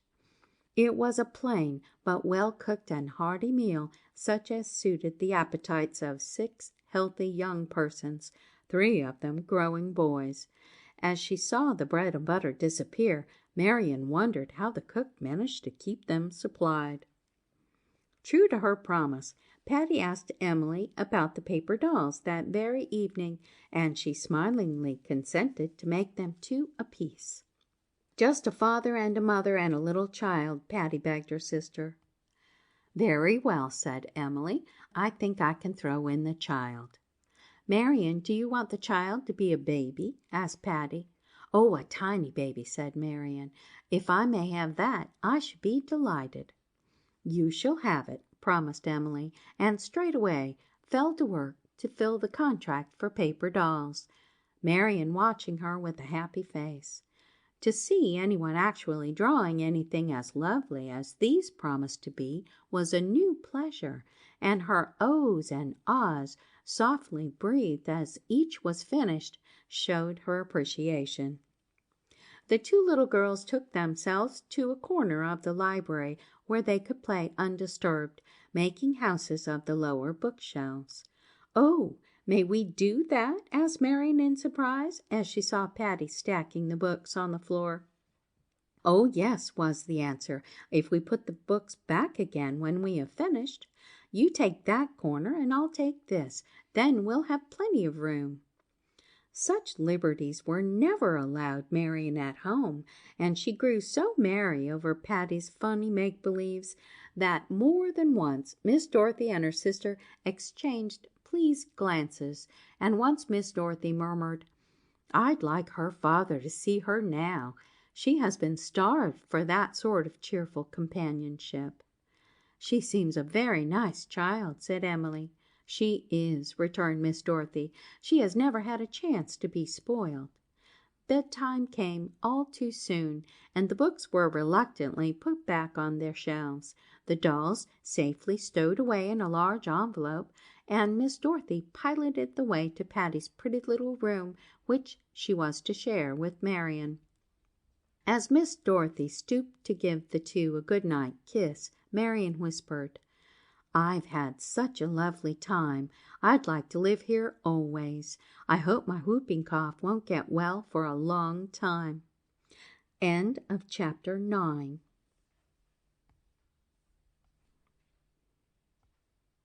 Little Maid Marian by Amy Blanchard. Chapter 10. Running Away. The days, for the most part, went happily for the two little girls. They spent much time out of doors, lessons taking up only 2 hours a day. Beside the many outdoor plays which all children love, there were others which Patty invented, and these Marian liked best. The two had some disagreements and a few quarrels, for Patty, being the youngest child in her family, was a little spoiled and liked her own way. She was an independent, venturesome little body, and led Marian into ways she had never tried before. She loved excitement, and was always planning something new and unusual. One morning, after the two had raced around the lawn till they were tired, had climbed trees, jumped from the top step many times, gathered chestnuts from the burrs newly opened by the frost, Patty was at her wits' end to know what to do next. "Let's run away," she said suddenly. "Oh, what for?" said Marian, to whom such adventures never suggested themselves. "Oh, just because, just to do something we haven't done," was the reply. "But where shall we run?" "Oh, anywhere, down there." Patty nodded toward the road which led from the college grounds. Marian looked dubious. "But where would we stay at night? And where would we get anything to eat?" "Oh, along the way somewhere." "We haven't any money to buy food." "No, but someone would give it to us if we asked." "Why, then we would be beggars." Patty nodded. "I've always thought I would like to try what it would be like not to mind your clothes nor your face and hands. It would be rather fine, don't you think, not to have grown-ups to say to you, 'Be careful of your frock. Don't get your shoes wet.' No lady ever has such a face and hands." "Yes," doubtfully from Marian. "Suppose we should get lost and never find our way back?" "We couldn't if we kept a straight road. We might meet a princess in disguise, riding in her carriage, and she might take us in with her. I should like to see a real princess." "My father has seen one." "I don't believe it." "He has, cross my heart.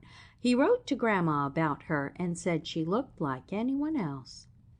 "Then she couldn't have been a real princess," said Patty triumphantly. "My father doesn't tell stories, I thank you," said Marian indignantly. "You don't know whether he does or not. You don't know him," retorted Patty. Marian gave her one look, arose from where she was sitting, and stalked into the house. Patty was at her heels in a moment. "Oh, please don't get mad," she begged. Marian made no reply for a moment. Then she said in a low voice, "I'm not exactly mad, but my feelings hurt me." Patty was too warm-hearted to let this pass. She flung her arms around her friend's neck. "I was horrid to say that," she said, "when I have a father close by and you haven't any mother." "Neither have you," returned Marian, mollified. "I know, but I have brothers and sisters and live with my father. I think, after all, Marian, we won't run away, but we might go down that road a little way and see what it looks like." "Haven't you ever been there?" "No, we always go in the other direction." She did not say why, nor did she tell Marian that she had been warned of a rowdy neighborhood in the vicinity of some factories further on. "You see," she continued, "it would be fun to pretend we were running away. We could stay till it gets dark and we begin to be afraid." "Not till it is really dark," Marian improved on the suggestion, "but just till it begins to be." "Well, yes, that would do. Come on, let us start." "Don't you think we ought to take some lunch?" "Well, maybe, though I would rather trust to luck. It would be much more exciting. I think I will take 5 cents that I have, and then if we don't see any chance of getting something to eat, we can buy enough to keep us from getting very, very hungry." So saying, she ran toward the house. "Bring Patty Wee," called Marian after her. "All right," answered Patty the Big from the doorstep. She came out again directly with the money clasped in her hand and bearing Patty Wee. "I suppose we mustn't go near any children," said Marian as they started off, "for we might give them whooping cough." "I'm sure I don't want to go near any," replied Patty independently. "See, the road we are going to take leads right past the chapel and down that hill." "What are those chimneys sticking up there at the foot of the hill, where all that smoke is coming out?" "They are the chimneys of the factories." "What kind of factories?" "Oh, some kind. I don't know. We can ask when we get home if you would like to know." She hurried Marian past the big factory buildings from which issued the clattering noise of machinery and from whose chimneys black smoke was pouring. At the foot of the hill there was a little bridge spanning a rapid stream. Further up, the stream was bordered by willows, and a meadow beyond seemed an inviting playground. "Let's go up there," said Marian. "It looks so pleasant." "We might fish if we had a hook and line," said Patty, bent on some new diversion. "Oh, do you suppose there are any fish so near the factory?" "There might be," returned Patty, "but as we haven't anything to catch them with, they are perfectly safe." Marian laughed, then added, "I think I am glad they are, for I don't believe it would make me very happy to see the poor things struggling and gasping." "Then it is just as well we can't catch them, for I don't want to make you unhappy," said Patty. "See that big tree over there with that flat rock near it? I think it looks as if it would be a nice place to play."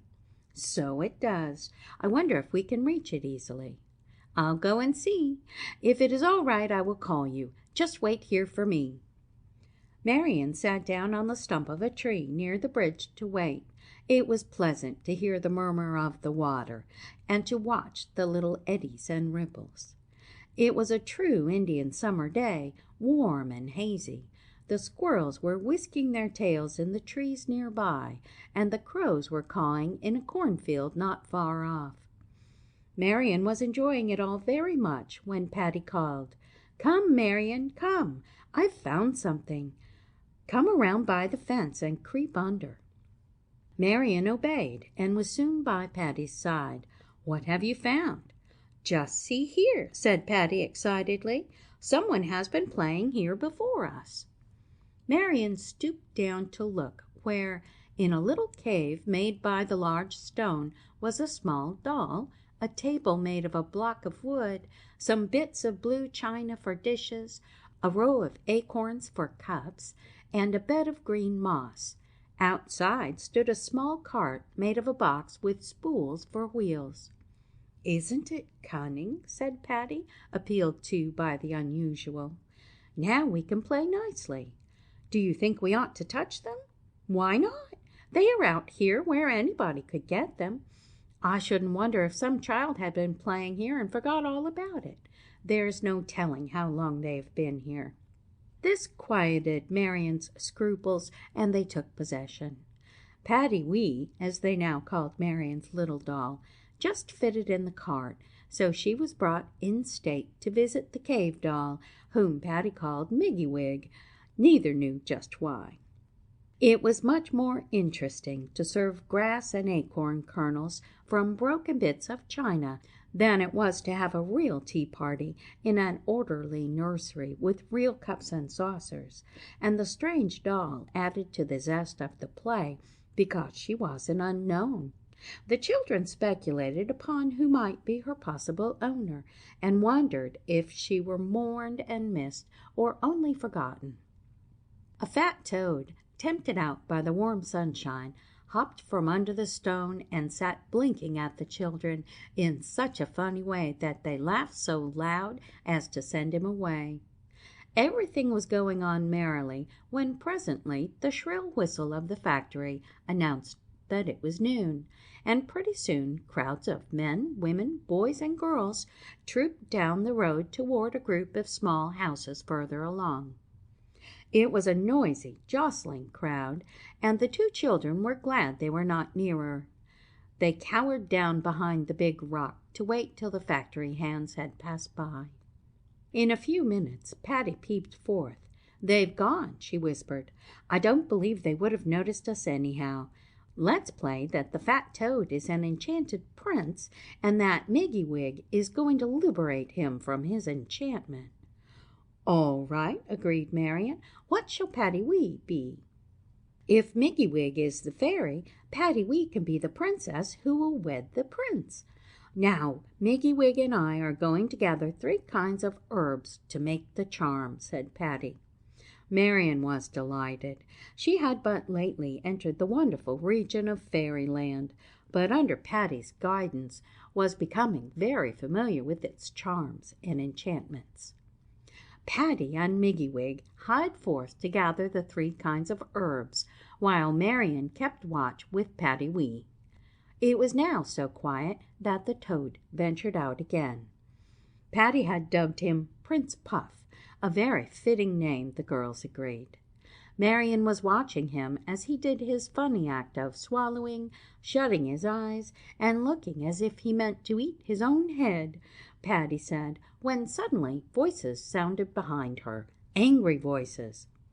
"Well, ain't that cheek!" cried someone.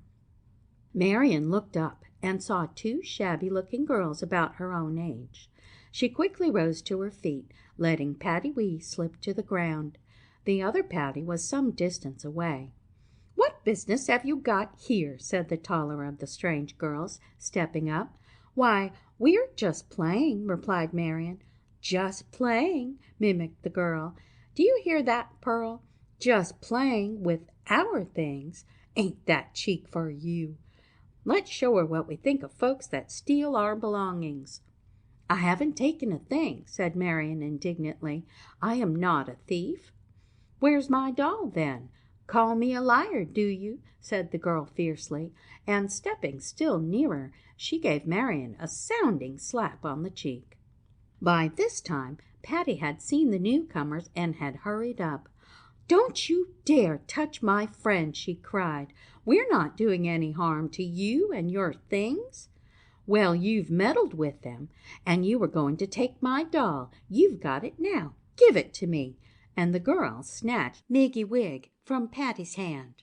"They meddled, didn't they, Pearl?" "Yes, they did," chimed the younger girl. "They meddled, so they did." "Well, they've got to hustle off pretty quick, or I'll set my father's big dog on them. Get out, you thieves," she said to Patty and Marian. "We are not thieves," replied Patty indignantly. "What were you doing with my doll, then?" I didn't know it was yours. I didn't know it belonged to anyone." "Oh, you didn't," in sarcastic tones. "Perhaps you thought it grew here like that weed. You look green enough to think that." Patty clenched her hands and bit her lip to keep from making an answer which she knew would only aggravate matters. She drew herself up and gave the girl a withering look. Then she turned to Marian. "Come, let us go," she said. "Oh, you think you're very grand, don't you?" said the girl teasingly. "Well, you're not, and I can tell you we're not going to let you off so easy. You've got to pay for the use of our playhouse. I'll take this in pay." And she grabbed Patty Wee from Marian. "Oh, no, no!" cried Marian in distress. "You can't have my doll." "I can't I? I'll show you whether I can." And the girl faced Marian so threateningly that she shrank away. Then Patty thought of a device. "You'd better not come too near us," she cried, "for we've got the whooping cough." And indeed, just then, by reason of the excitement, she did have a paroxysm of coughing, which plainly showed that she spoke truly. The girl backed away, and as soon as Patty had recovered, she grasped Marian's hand and hurried her away. "Never mind, Patty Wee," she said. "I'll get you another just like her. Let's get away as fast as we can." Marian realized that this was the wiser plan, and they hurried off, their two enemies calling after them mockingly. Their breathless flight sent them both coughing, and when they recovered breath, they both walked soberly on without saying a word, their object being to get as far away as possible from the scene of trouble. Up hill and down again they trudged, and presently saw ahead of them a house and garden at the junction of two roads. "I never saw that place before," said Patty, looking at it with a puzzled air. "I'm sure I don't know where we are." "Oh, Patty!" exclaimed Marian in dismay. "Are we lost?" "Well, no, not exactly. We'll stop at that house and ask the way." As they approached, they saw that the front of the house was a small country store, so they went around to the door and opened it. A bell jangled sharply as they entered, and from somewhere in the rear a woman came forward. "What's wanting?" she asked. "Will you tell us how far we are from Revel?" said Patty. "We want to go there, to the college." The woman looked at her with some curiosity. "It's about 3 miles," she said. "You go up this road and turn to your left about a mile on. Just before you come to the factories, you will pass by them and keep straight on." "Thank you," said Patty. Then, seeing piles of rosy apples, boxes of crackers, and such eatables, she realized that she was very hungry. "Will you tell me what time it is?" she said. The woman looked up at the big clock over the door. "It is after 2, she said, "about 1/4 past." "Oh, dear!" Patty looked at Marian. "We can't get back to dinner." Suddenly all the joys of a gypsy life faded away. She looked at the apples, felt in her coat pocket for her 5 cents, and fortunately found it. "How much are those apples?" she asked. 10 cents a quarter peck," the woman told her. "Oh, I meant how much a piece." "I guess you can have 'em for 1 cent apiece. They'll be about 10 1/4, I expect." "Then I'll take 2." The woman picked out 2 fine red ones and handed them to her. "I have 3 cents left," said Patty. "What shall I get, Marian?" Her eyes roved along the shelves. "That soft mixture's nice," said the woman, "and it's right fresh." "Can I get 3 cents worth?"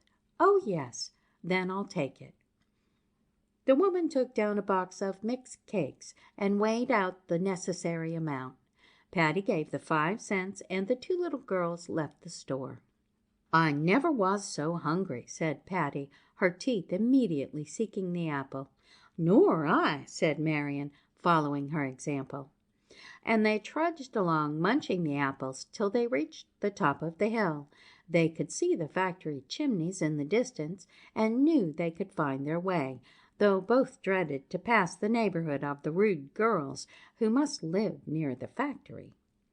They almost held their breath as they approached the spot, but they got by safely and toiled on toward home, two thoroughly weary, disgusted little girls. "It wasn't much fun," said Marian plaintively as they neared the house. "I shall never, never want to go that way again," said Patty contritely. "We haven't had any real dinner. I've spent my 5 cents, and you've lost Patty Wee." At the thought of this last disaster, Marian's eyes filled.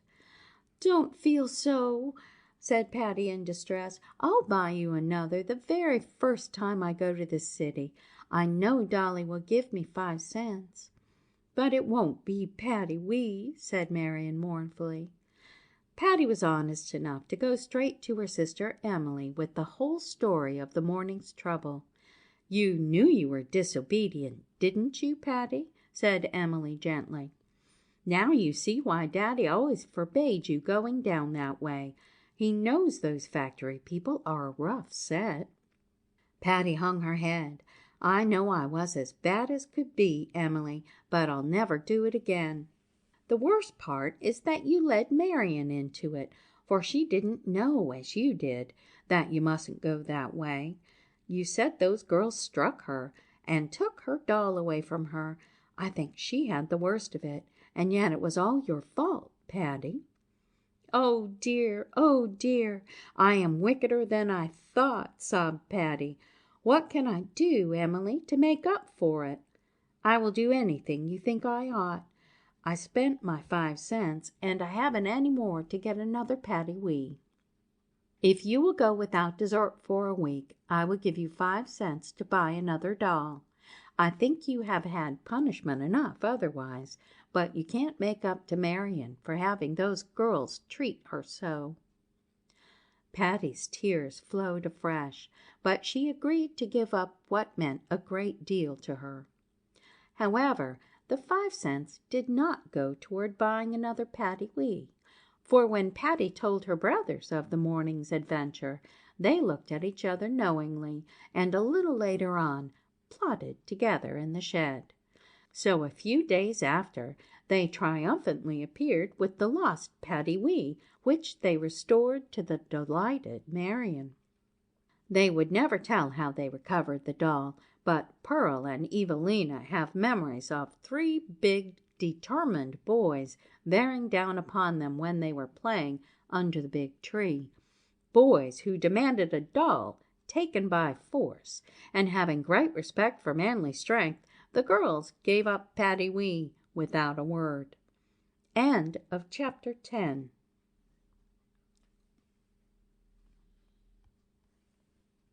Little Maid Marian by Amy Blanchard. Chapter 11. A Letter's Reply. The lovely Indian summer was over, and Thanksgiving Day passed happily. It was a great time for Marian, for Miss Dorothy was home for several days, and together they planned the book of photographs to be sent to Marian's father.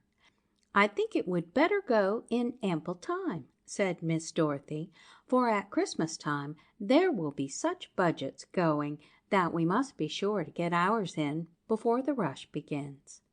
I should give it 2 or 3 weeks anyhow, and even if it does get there too soon, that will be better than too late." "Don't you think it is time I was getting an answer to my letter?" asked Marian. "It is high time, but perhaps your father has been away and has not had his mail forwarded." And indeed that was exactly the way of it, as was proved the very next day when the morning's mail brought Marian her long-looked-for letter. She trembled with excitement when Mr. Robbins placed it in her hands, and her eyes eagerly sought Miss Dorothy. "Won't you go with me somewhere and read it to me?" she whispered. Miss Dorothy hesitated. "Perhaps your father has written it for your eyes alone." "But suppose I can't read it?" "Well, then we'll go to my room and you can open it there. If you can't read it, I'll help you out. Will that do?" "Oh, yes. Thank you, dearest Miss Dorothy." Marian had learned from Patty to use many endearing terms. They went upstairs to the pleasant front room with its pretty paper and hangings of roses on a creamy ground, and by the window they sat down while Marian carefully opened the envelope. As she unfolded the sheet of paper it held, something fell out in her lap. "It is a photograph of Papa," she cried as she picked it up. "I never had one of my very own, and see, Miss Dorothy, the letter is typewritten, so I can read it quite easily, but please sit by me while I see what he says." It was a long, loving letter in which the writer spoke of the pleasure it had been to him to hear from his little daughter, of how her accounts of her daily life had taken him back to his own childhood, and of how often he thought of her and longed to see her. "If I thought it best, my dear little daughter," he said, "I should not let the ocean roll between us, though some day I hope you can come to me, if I may not go to you." There were many more things, entertaining descriptions of the places to which he had lately been, accounts of his doings and his friends, the whole ending with a request that Marian would write as often as she could. As she finished the closing lines, Marian held out the letter to Miss Dorothy. "Do read it," she said. "I know he would not care. There isn't anything in it that you mustn't see. I'd like you to read it out loud to me, Miss Dorothy. I can't quite get the sense of it myself."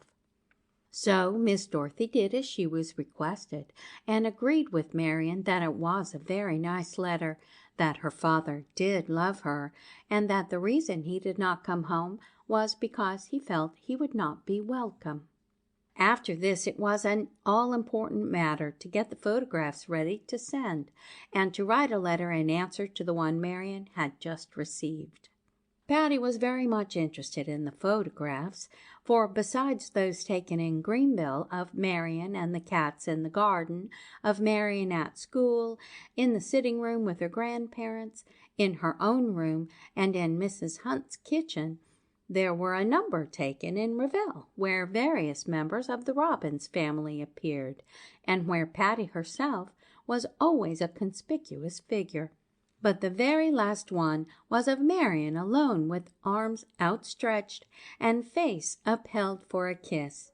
Under it was written, "A hug and kiss for you, dear Papa, when you come back to your little Marian." This was the child's own idea, and Miss Dorothy carried it out as well as she could. "Just think," Marian said to Patty, "how much better I know my Papa, and I shall keep on knowing him better and better." "Shall you show your grands the photographs, and the one of him?" asked Patty.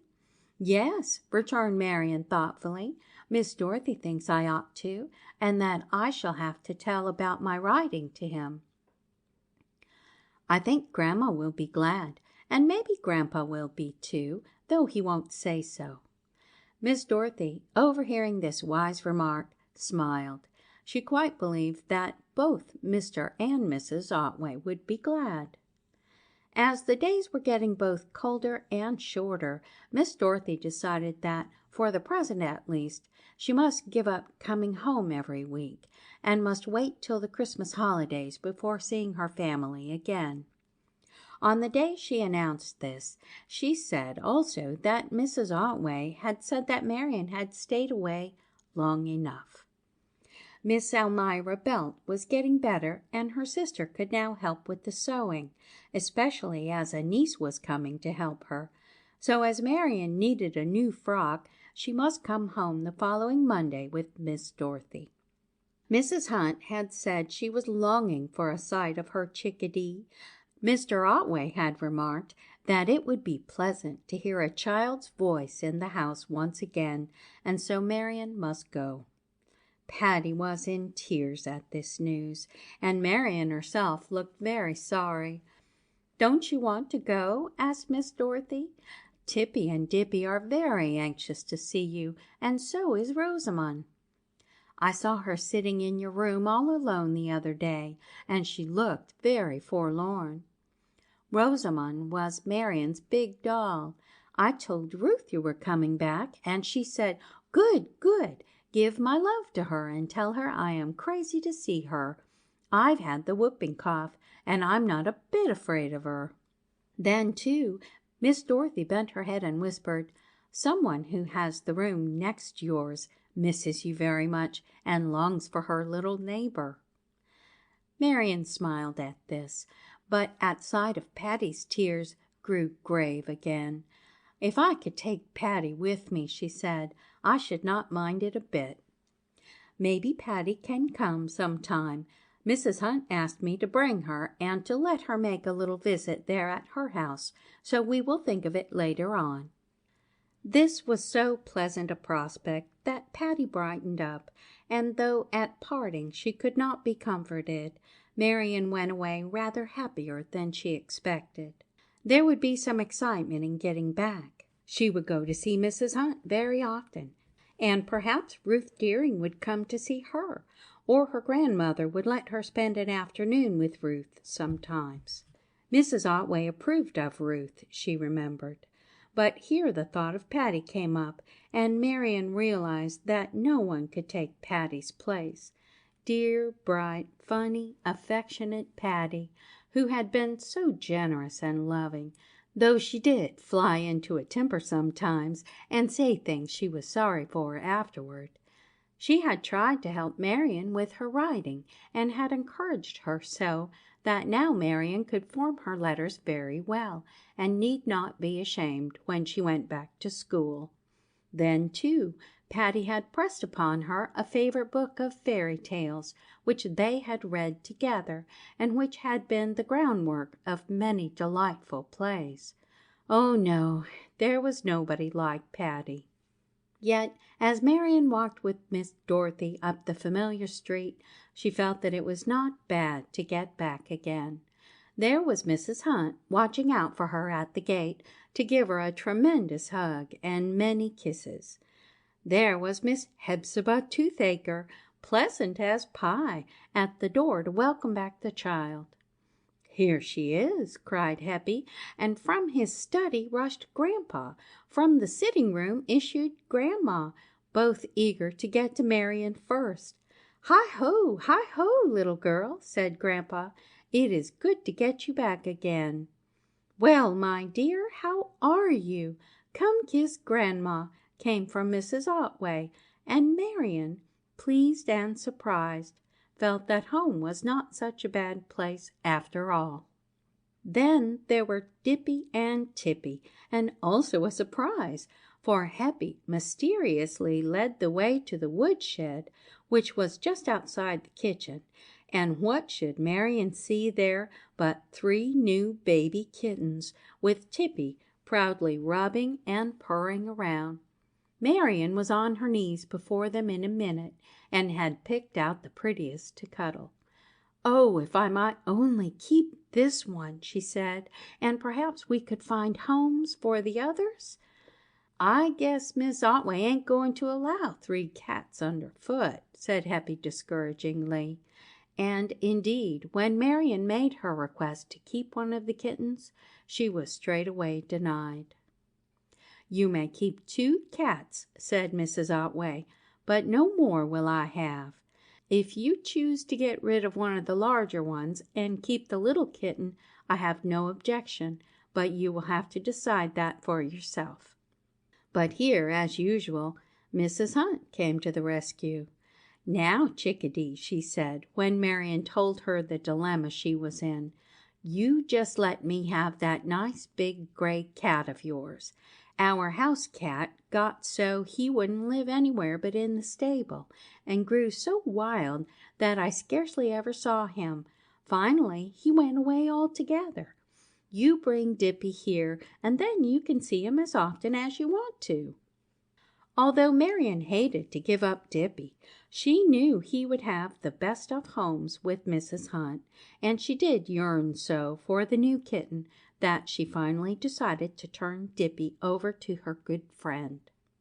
This seemed wise for more reasons than one, for his mother was rather cross to him since her new family had arrived, and so Dippy settled down quite content to be petted and made much of by Mrs. Hunt, while Marian adopted the new kitten, which she called Muff.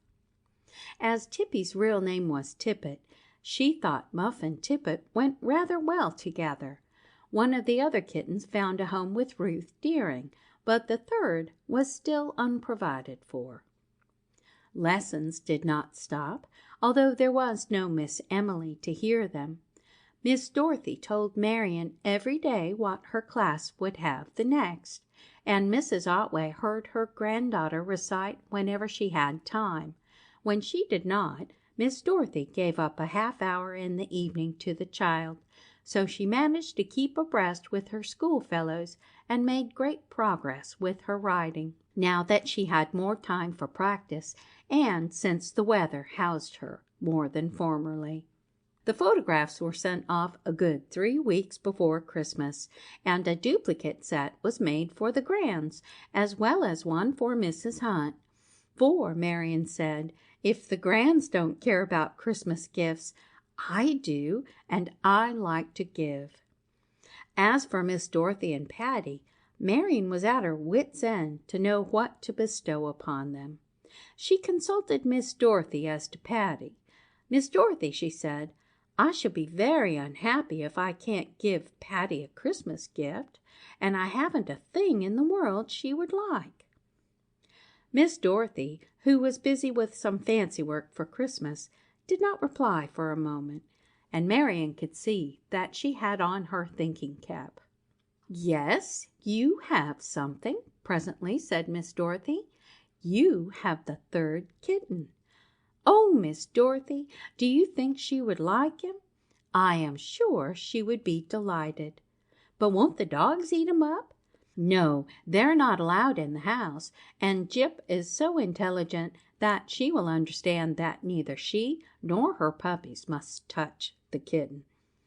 How will I get the kitten to her? I can take it in a basket when I go home for the holidays.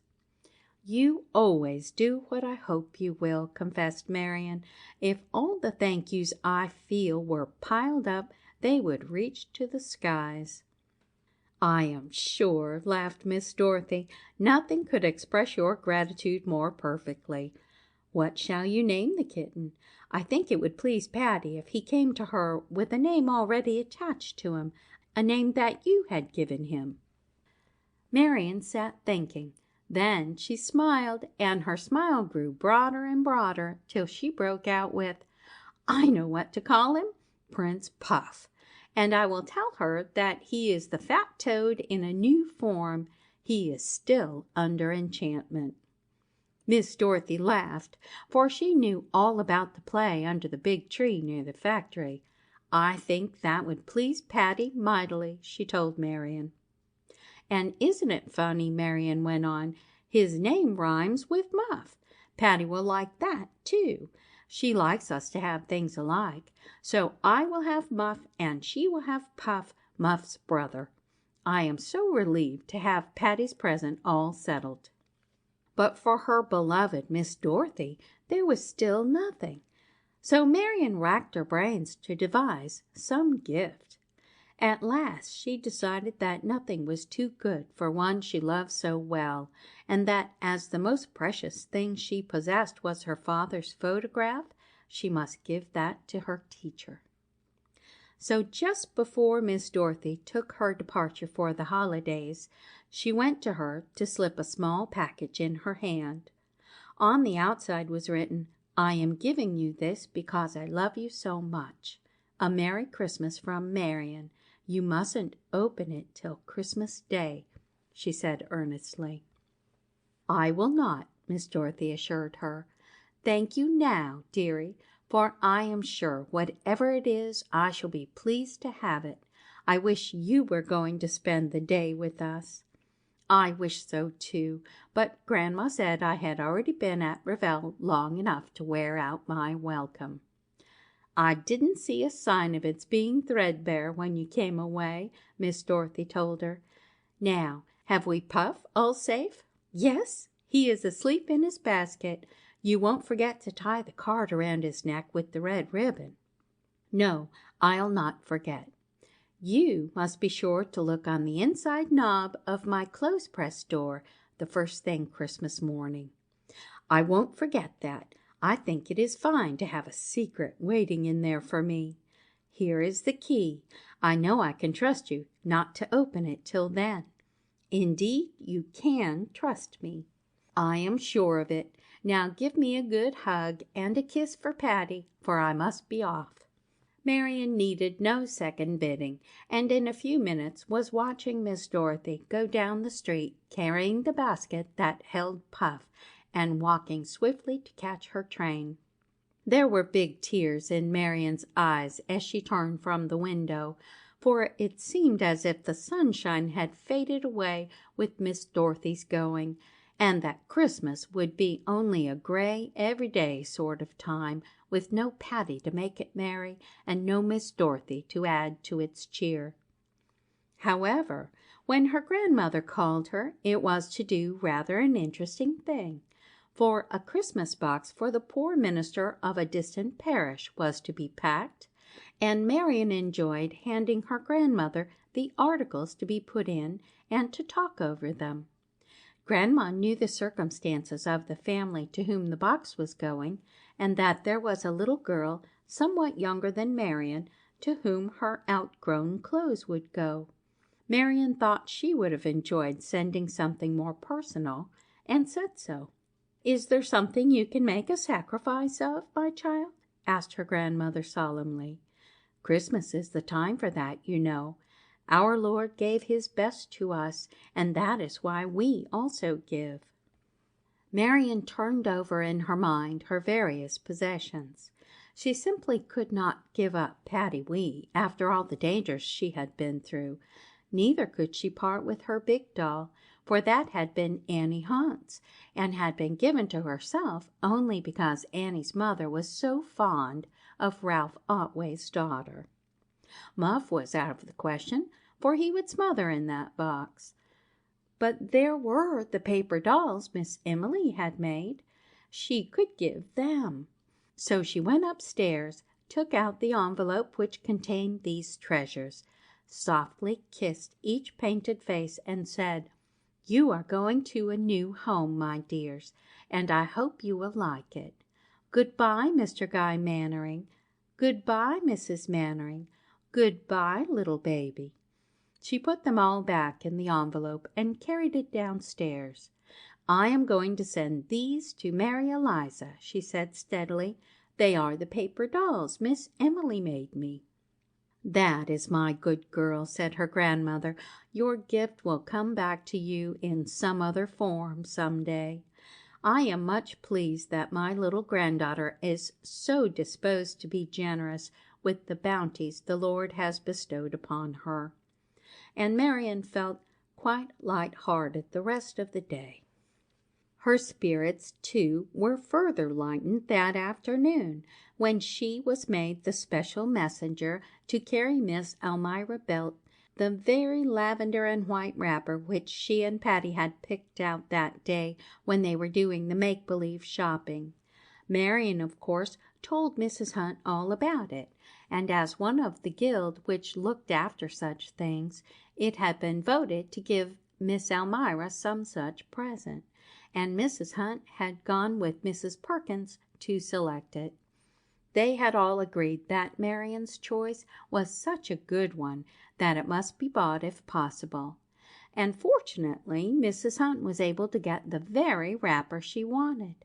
On account of Marian's part in the matter, she was asked to carry the gift to Miss Elmira, and thus one of her make-believes actually came true. End of chapter 11.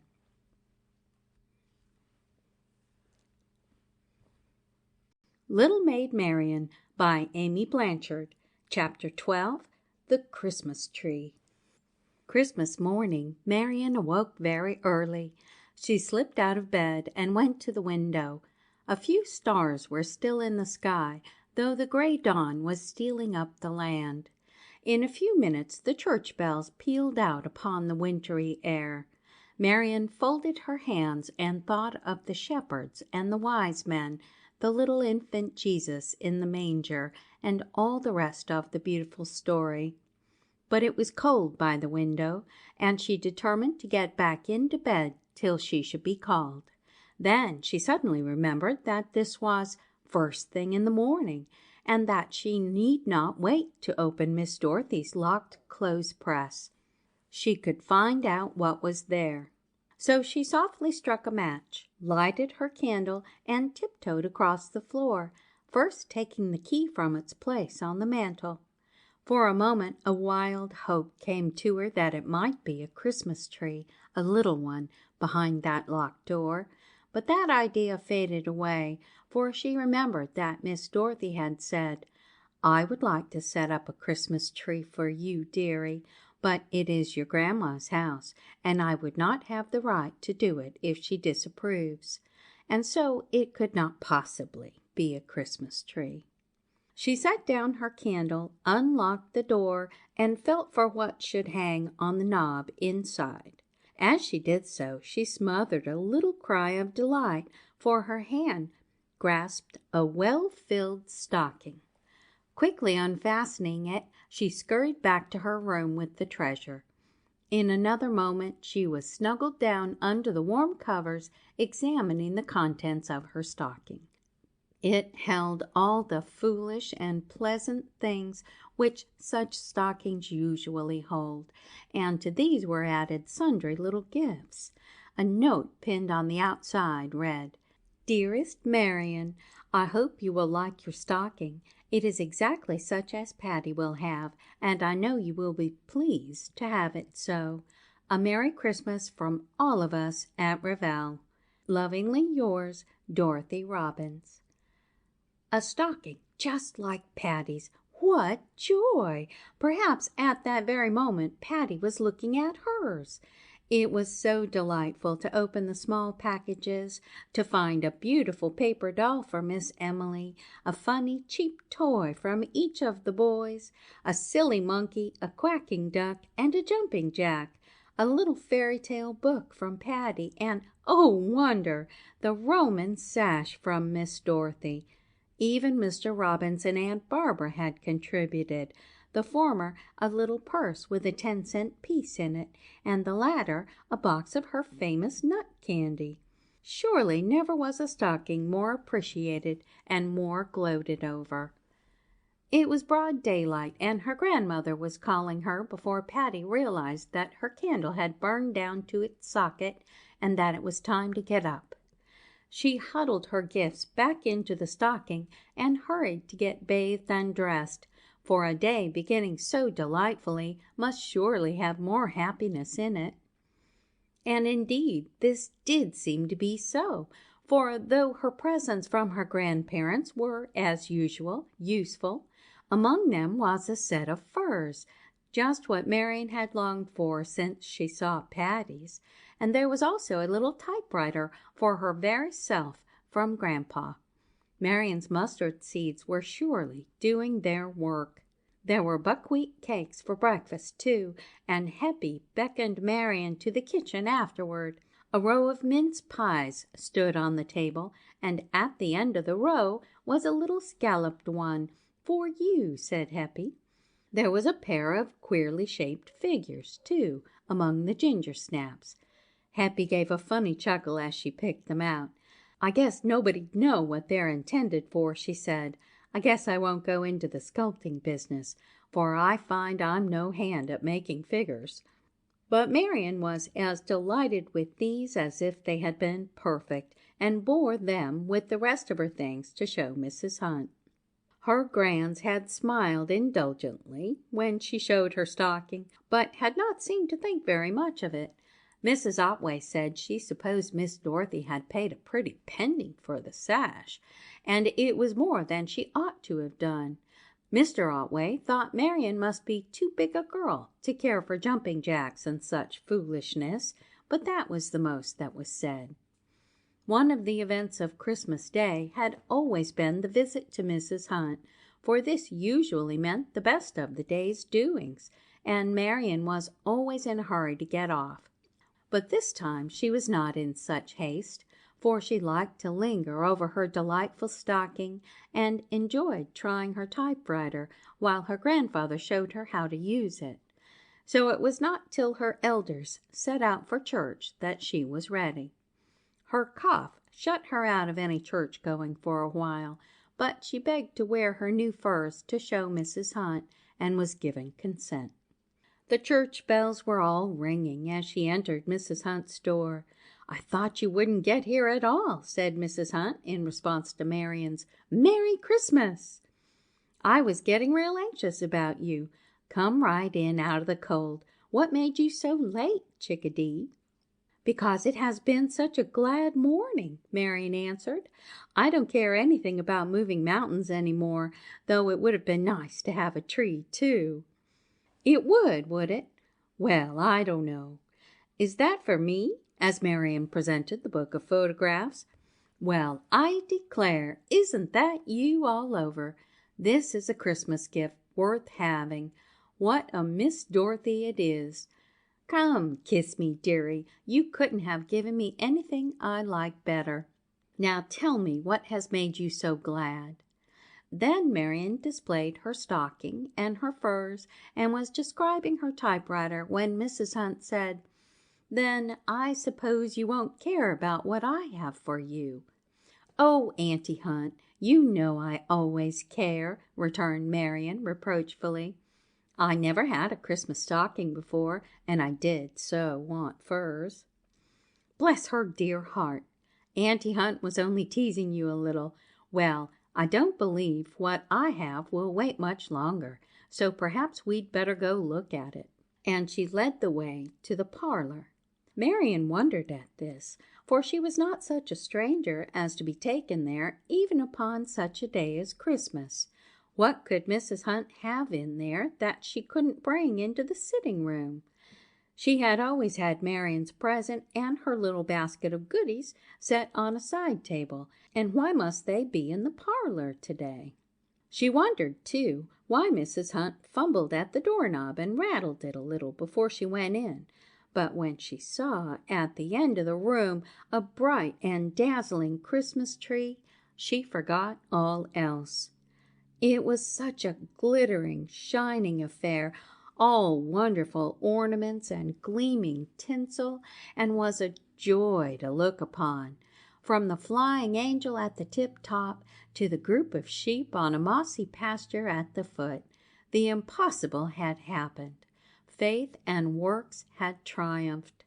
The might of the mustard seed's strength had been proved, and Marian dropped on her knees before the marvelous vision. "Oh, I am so happy, Lord! I am so much obliged to you for your loving kindness," she breathed. "That's just like her," said Mrs. Hunt, nodding her head as if to someone behind her. "You are pleased, aren't you, chickadee? Well, now, who do you think gave you all those pretty things?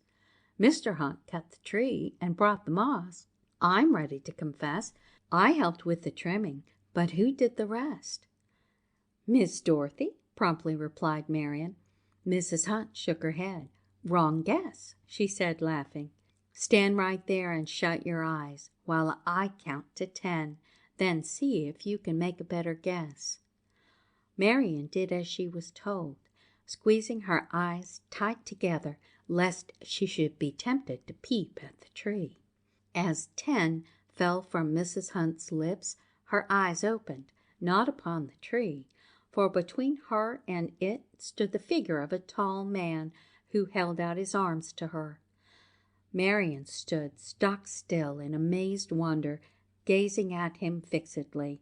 Then, in a voice that rang through the room, she cried, "Papa!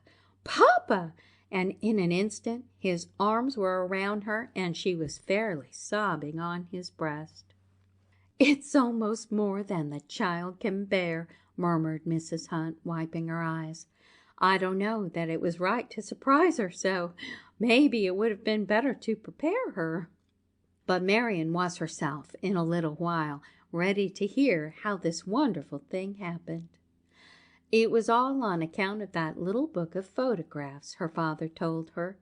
My longing to see my dear little daughter grew stronger and stronger as I turned over the pages, and when I came to the last picture, I simply could not stand it. I rushed out, looked up the next sailing, and found I could make a steamer sailing from Bremen the next morning, and before night I was on my way to that city. I found I had a couple of hours to spare in Bremen, and I remembered that my little girl had said that she had never had a Christmas tree. So I went uptown, bought a jumble of Christmas toys, and took them to the steamer with me. I reached here last night, and my dear old friend Mrs. Hunt took me in. Between us all, we set up the tree and arranged the surprise. I felt as if I could not spend another Christmas Day away from my dear little daughter when she wanted me so much. "Do you think they will let me in at the brick house, Marian?" he asked, holding her close. "I am sure they will," she answered with conviction. "I've found out that nobody is as cross inside as they seem outside. Even Happy is just like a bear sometimes, but she has the most kind thinkings when you get at them." It was hard to leave the beautiful tree, but even that was not so great and splendid a thing as this homecoming of Marian's father, and when the churchgoers had all gone by, the two went up the street together, hand in hand. At the door of the brick house they paused. "Tell them I am here, and ask them if I may come in, Marian," said her father as he stood on the steps. Marian went in and entered the sitting room. Her grandmother was taking off her bonnet. "It was a good sermon, my dear," she was saying to her husband. "Peace and goodwill to all men, not to some, but to all, our own first." She smoothed out her gloves thoughtfully. 8 years, she murmured. 8 years. Marian stood in the doorway. "Papa has come," she said simply. "He is on the doorstep, but he won't come in till you say he may." With a trembling little cry, her grandmother ran to the door. Mr. Otway grasped the back of the chair behind which he was standing. His head was bowed, and he was white to the lips. "Tell him to come in," he said. Marian ran out to see her grandmother, her grave, quiet, dignified grandmother, sobbing in her son's arms, and he kissing her bowed head and murmuring loving words to her.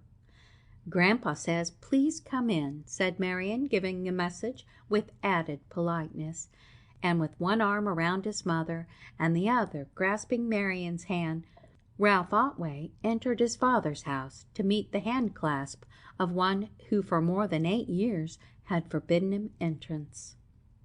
The remainder of Marian's day was spent in making visits to Mrs. Hunt's parlor and to her grandmother's sitting-room. When the grown-ups' talk began to grow uninteresting and herself unnoticed, she would slip away to gloat over the Christmas tree. Then, when she had firmly fixed in her mind just what hung on this side and on that, she would go back to the sitting-room to nestle down by her father or to turn over the contents of her stocking. It was during this process that she heard part of a conversation that interested her very much. "Herbert Robbins wrote me not long ago to ask if I could suggest a fitting man for one of the engineering departments of the college," said Grandpa Otway. "I told him I would consider the matter, and if anyone occurred to me, I would let him know. How would you like the work, Ralph?" he went on in his measured tones. "Reval is not far away. It is a progressive college in a pleasant community." Marian laid down her stocking and came nearer. "I should like to look into the matter," said her father thoughtfully. "I would advise your seeing Robbins," said his father. "He can give you the particulars." Then he added somewhat hesitatingly, I should be pleased to have my son one of the faculty of my own college." Marian's father looked up brightly. "Thank you, father. That settles it. If it is as good a thing as now appears, I shall not hesitate to accept it if I am given the opportunity." "Are you going to see Patty?" whispered Marian. "And couldn't I go too?" Her father looked down at her with a smile. "I'd like you to go if your grandmother is willing." Therefore, before the holidays were over, Marian had the pleasure of showing off her new furs as well as her dear papa to Patty and the rest of the Robinses. And before she came back it was settled that her father was to go to Revel to live. Beyond that, nothing of much consequence was decided at the time. Patty and Marian were jubilant over the arrangement. "Perhaps you will come here to live some day," Patty said to her friend. "I wish I could," said Marian. "Do you think papa will need me more than the grands, Patty?" "Of course," returned Patty, "for your grandfather has a wife to take care of him, and she has a husband, and it isn't fair that they should have you too. Besides, a father is a nearer relation than a grandfather, so of course he has a right to you."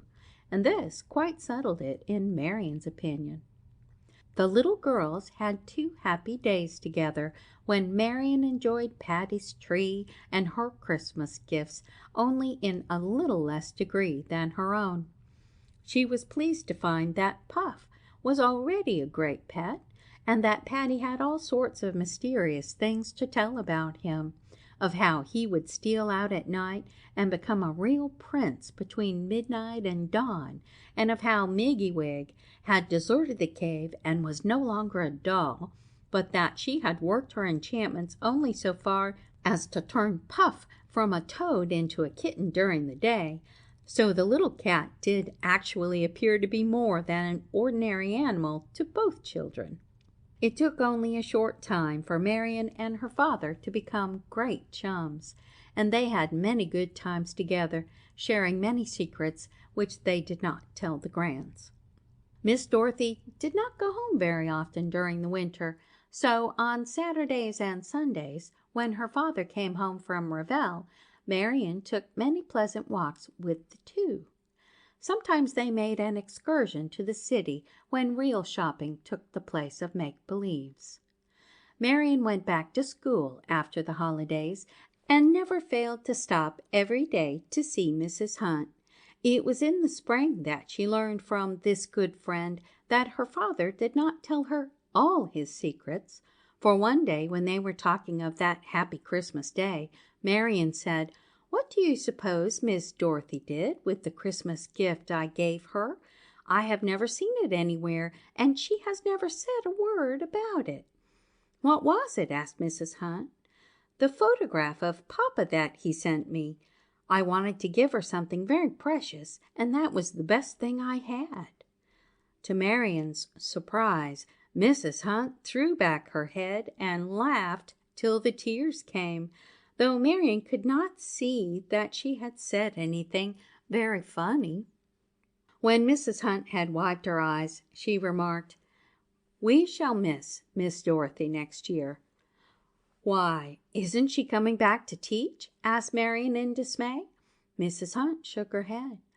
"Oh, why not? Ask your papa, he knows," said Mrs. Hunt, laughing again.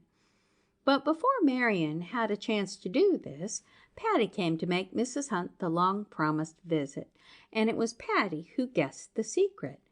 "Did you know that Miss Dorothy is not coming back here next year?" was one of Marian's first questions. Patty nodded. "I heard her say so to Emily." "Then you will have her and I shall not," returned Marian jealously. "Oh, yes, I think you will have her as much as I," returned Patty, "for she is making all sorts of pretty things, and I think she's going to be married."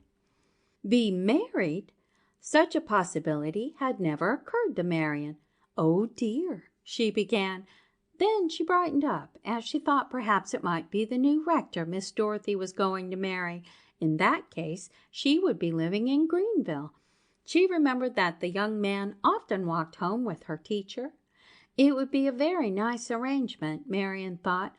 "Is she going to live in Greenville?" she asked, feeling her way. "No," Patty laughed. "I don't think so." Then perhaps the young rector was going to another town, "Has she told you where she is going to live and who she is going to marry?" asked Marian, coming straight to the point.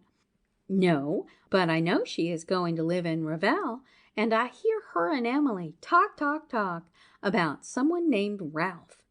Patty put her hand over her mouth and looked at Marian with laughing eyes. Why, Marian looked at Patty for further enlightenment, but Patty was only laughing.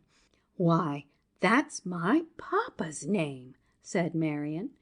Patty nodded. "That's just who I think it is," and that was precisely who it was. End of chapter 12. End of Little Maid Marian by Amy Blanchard.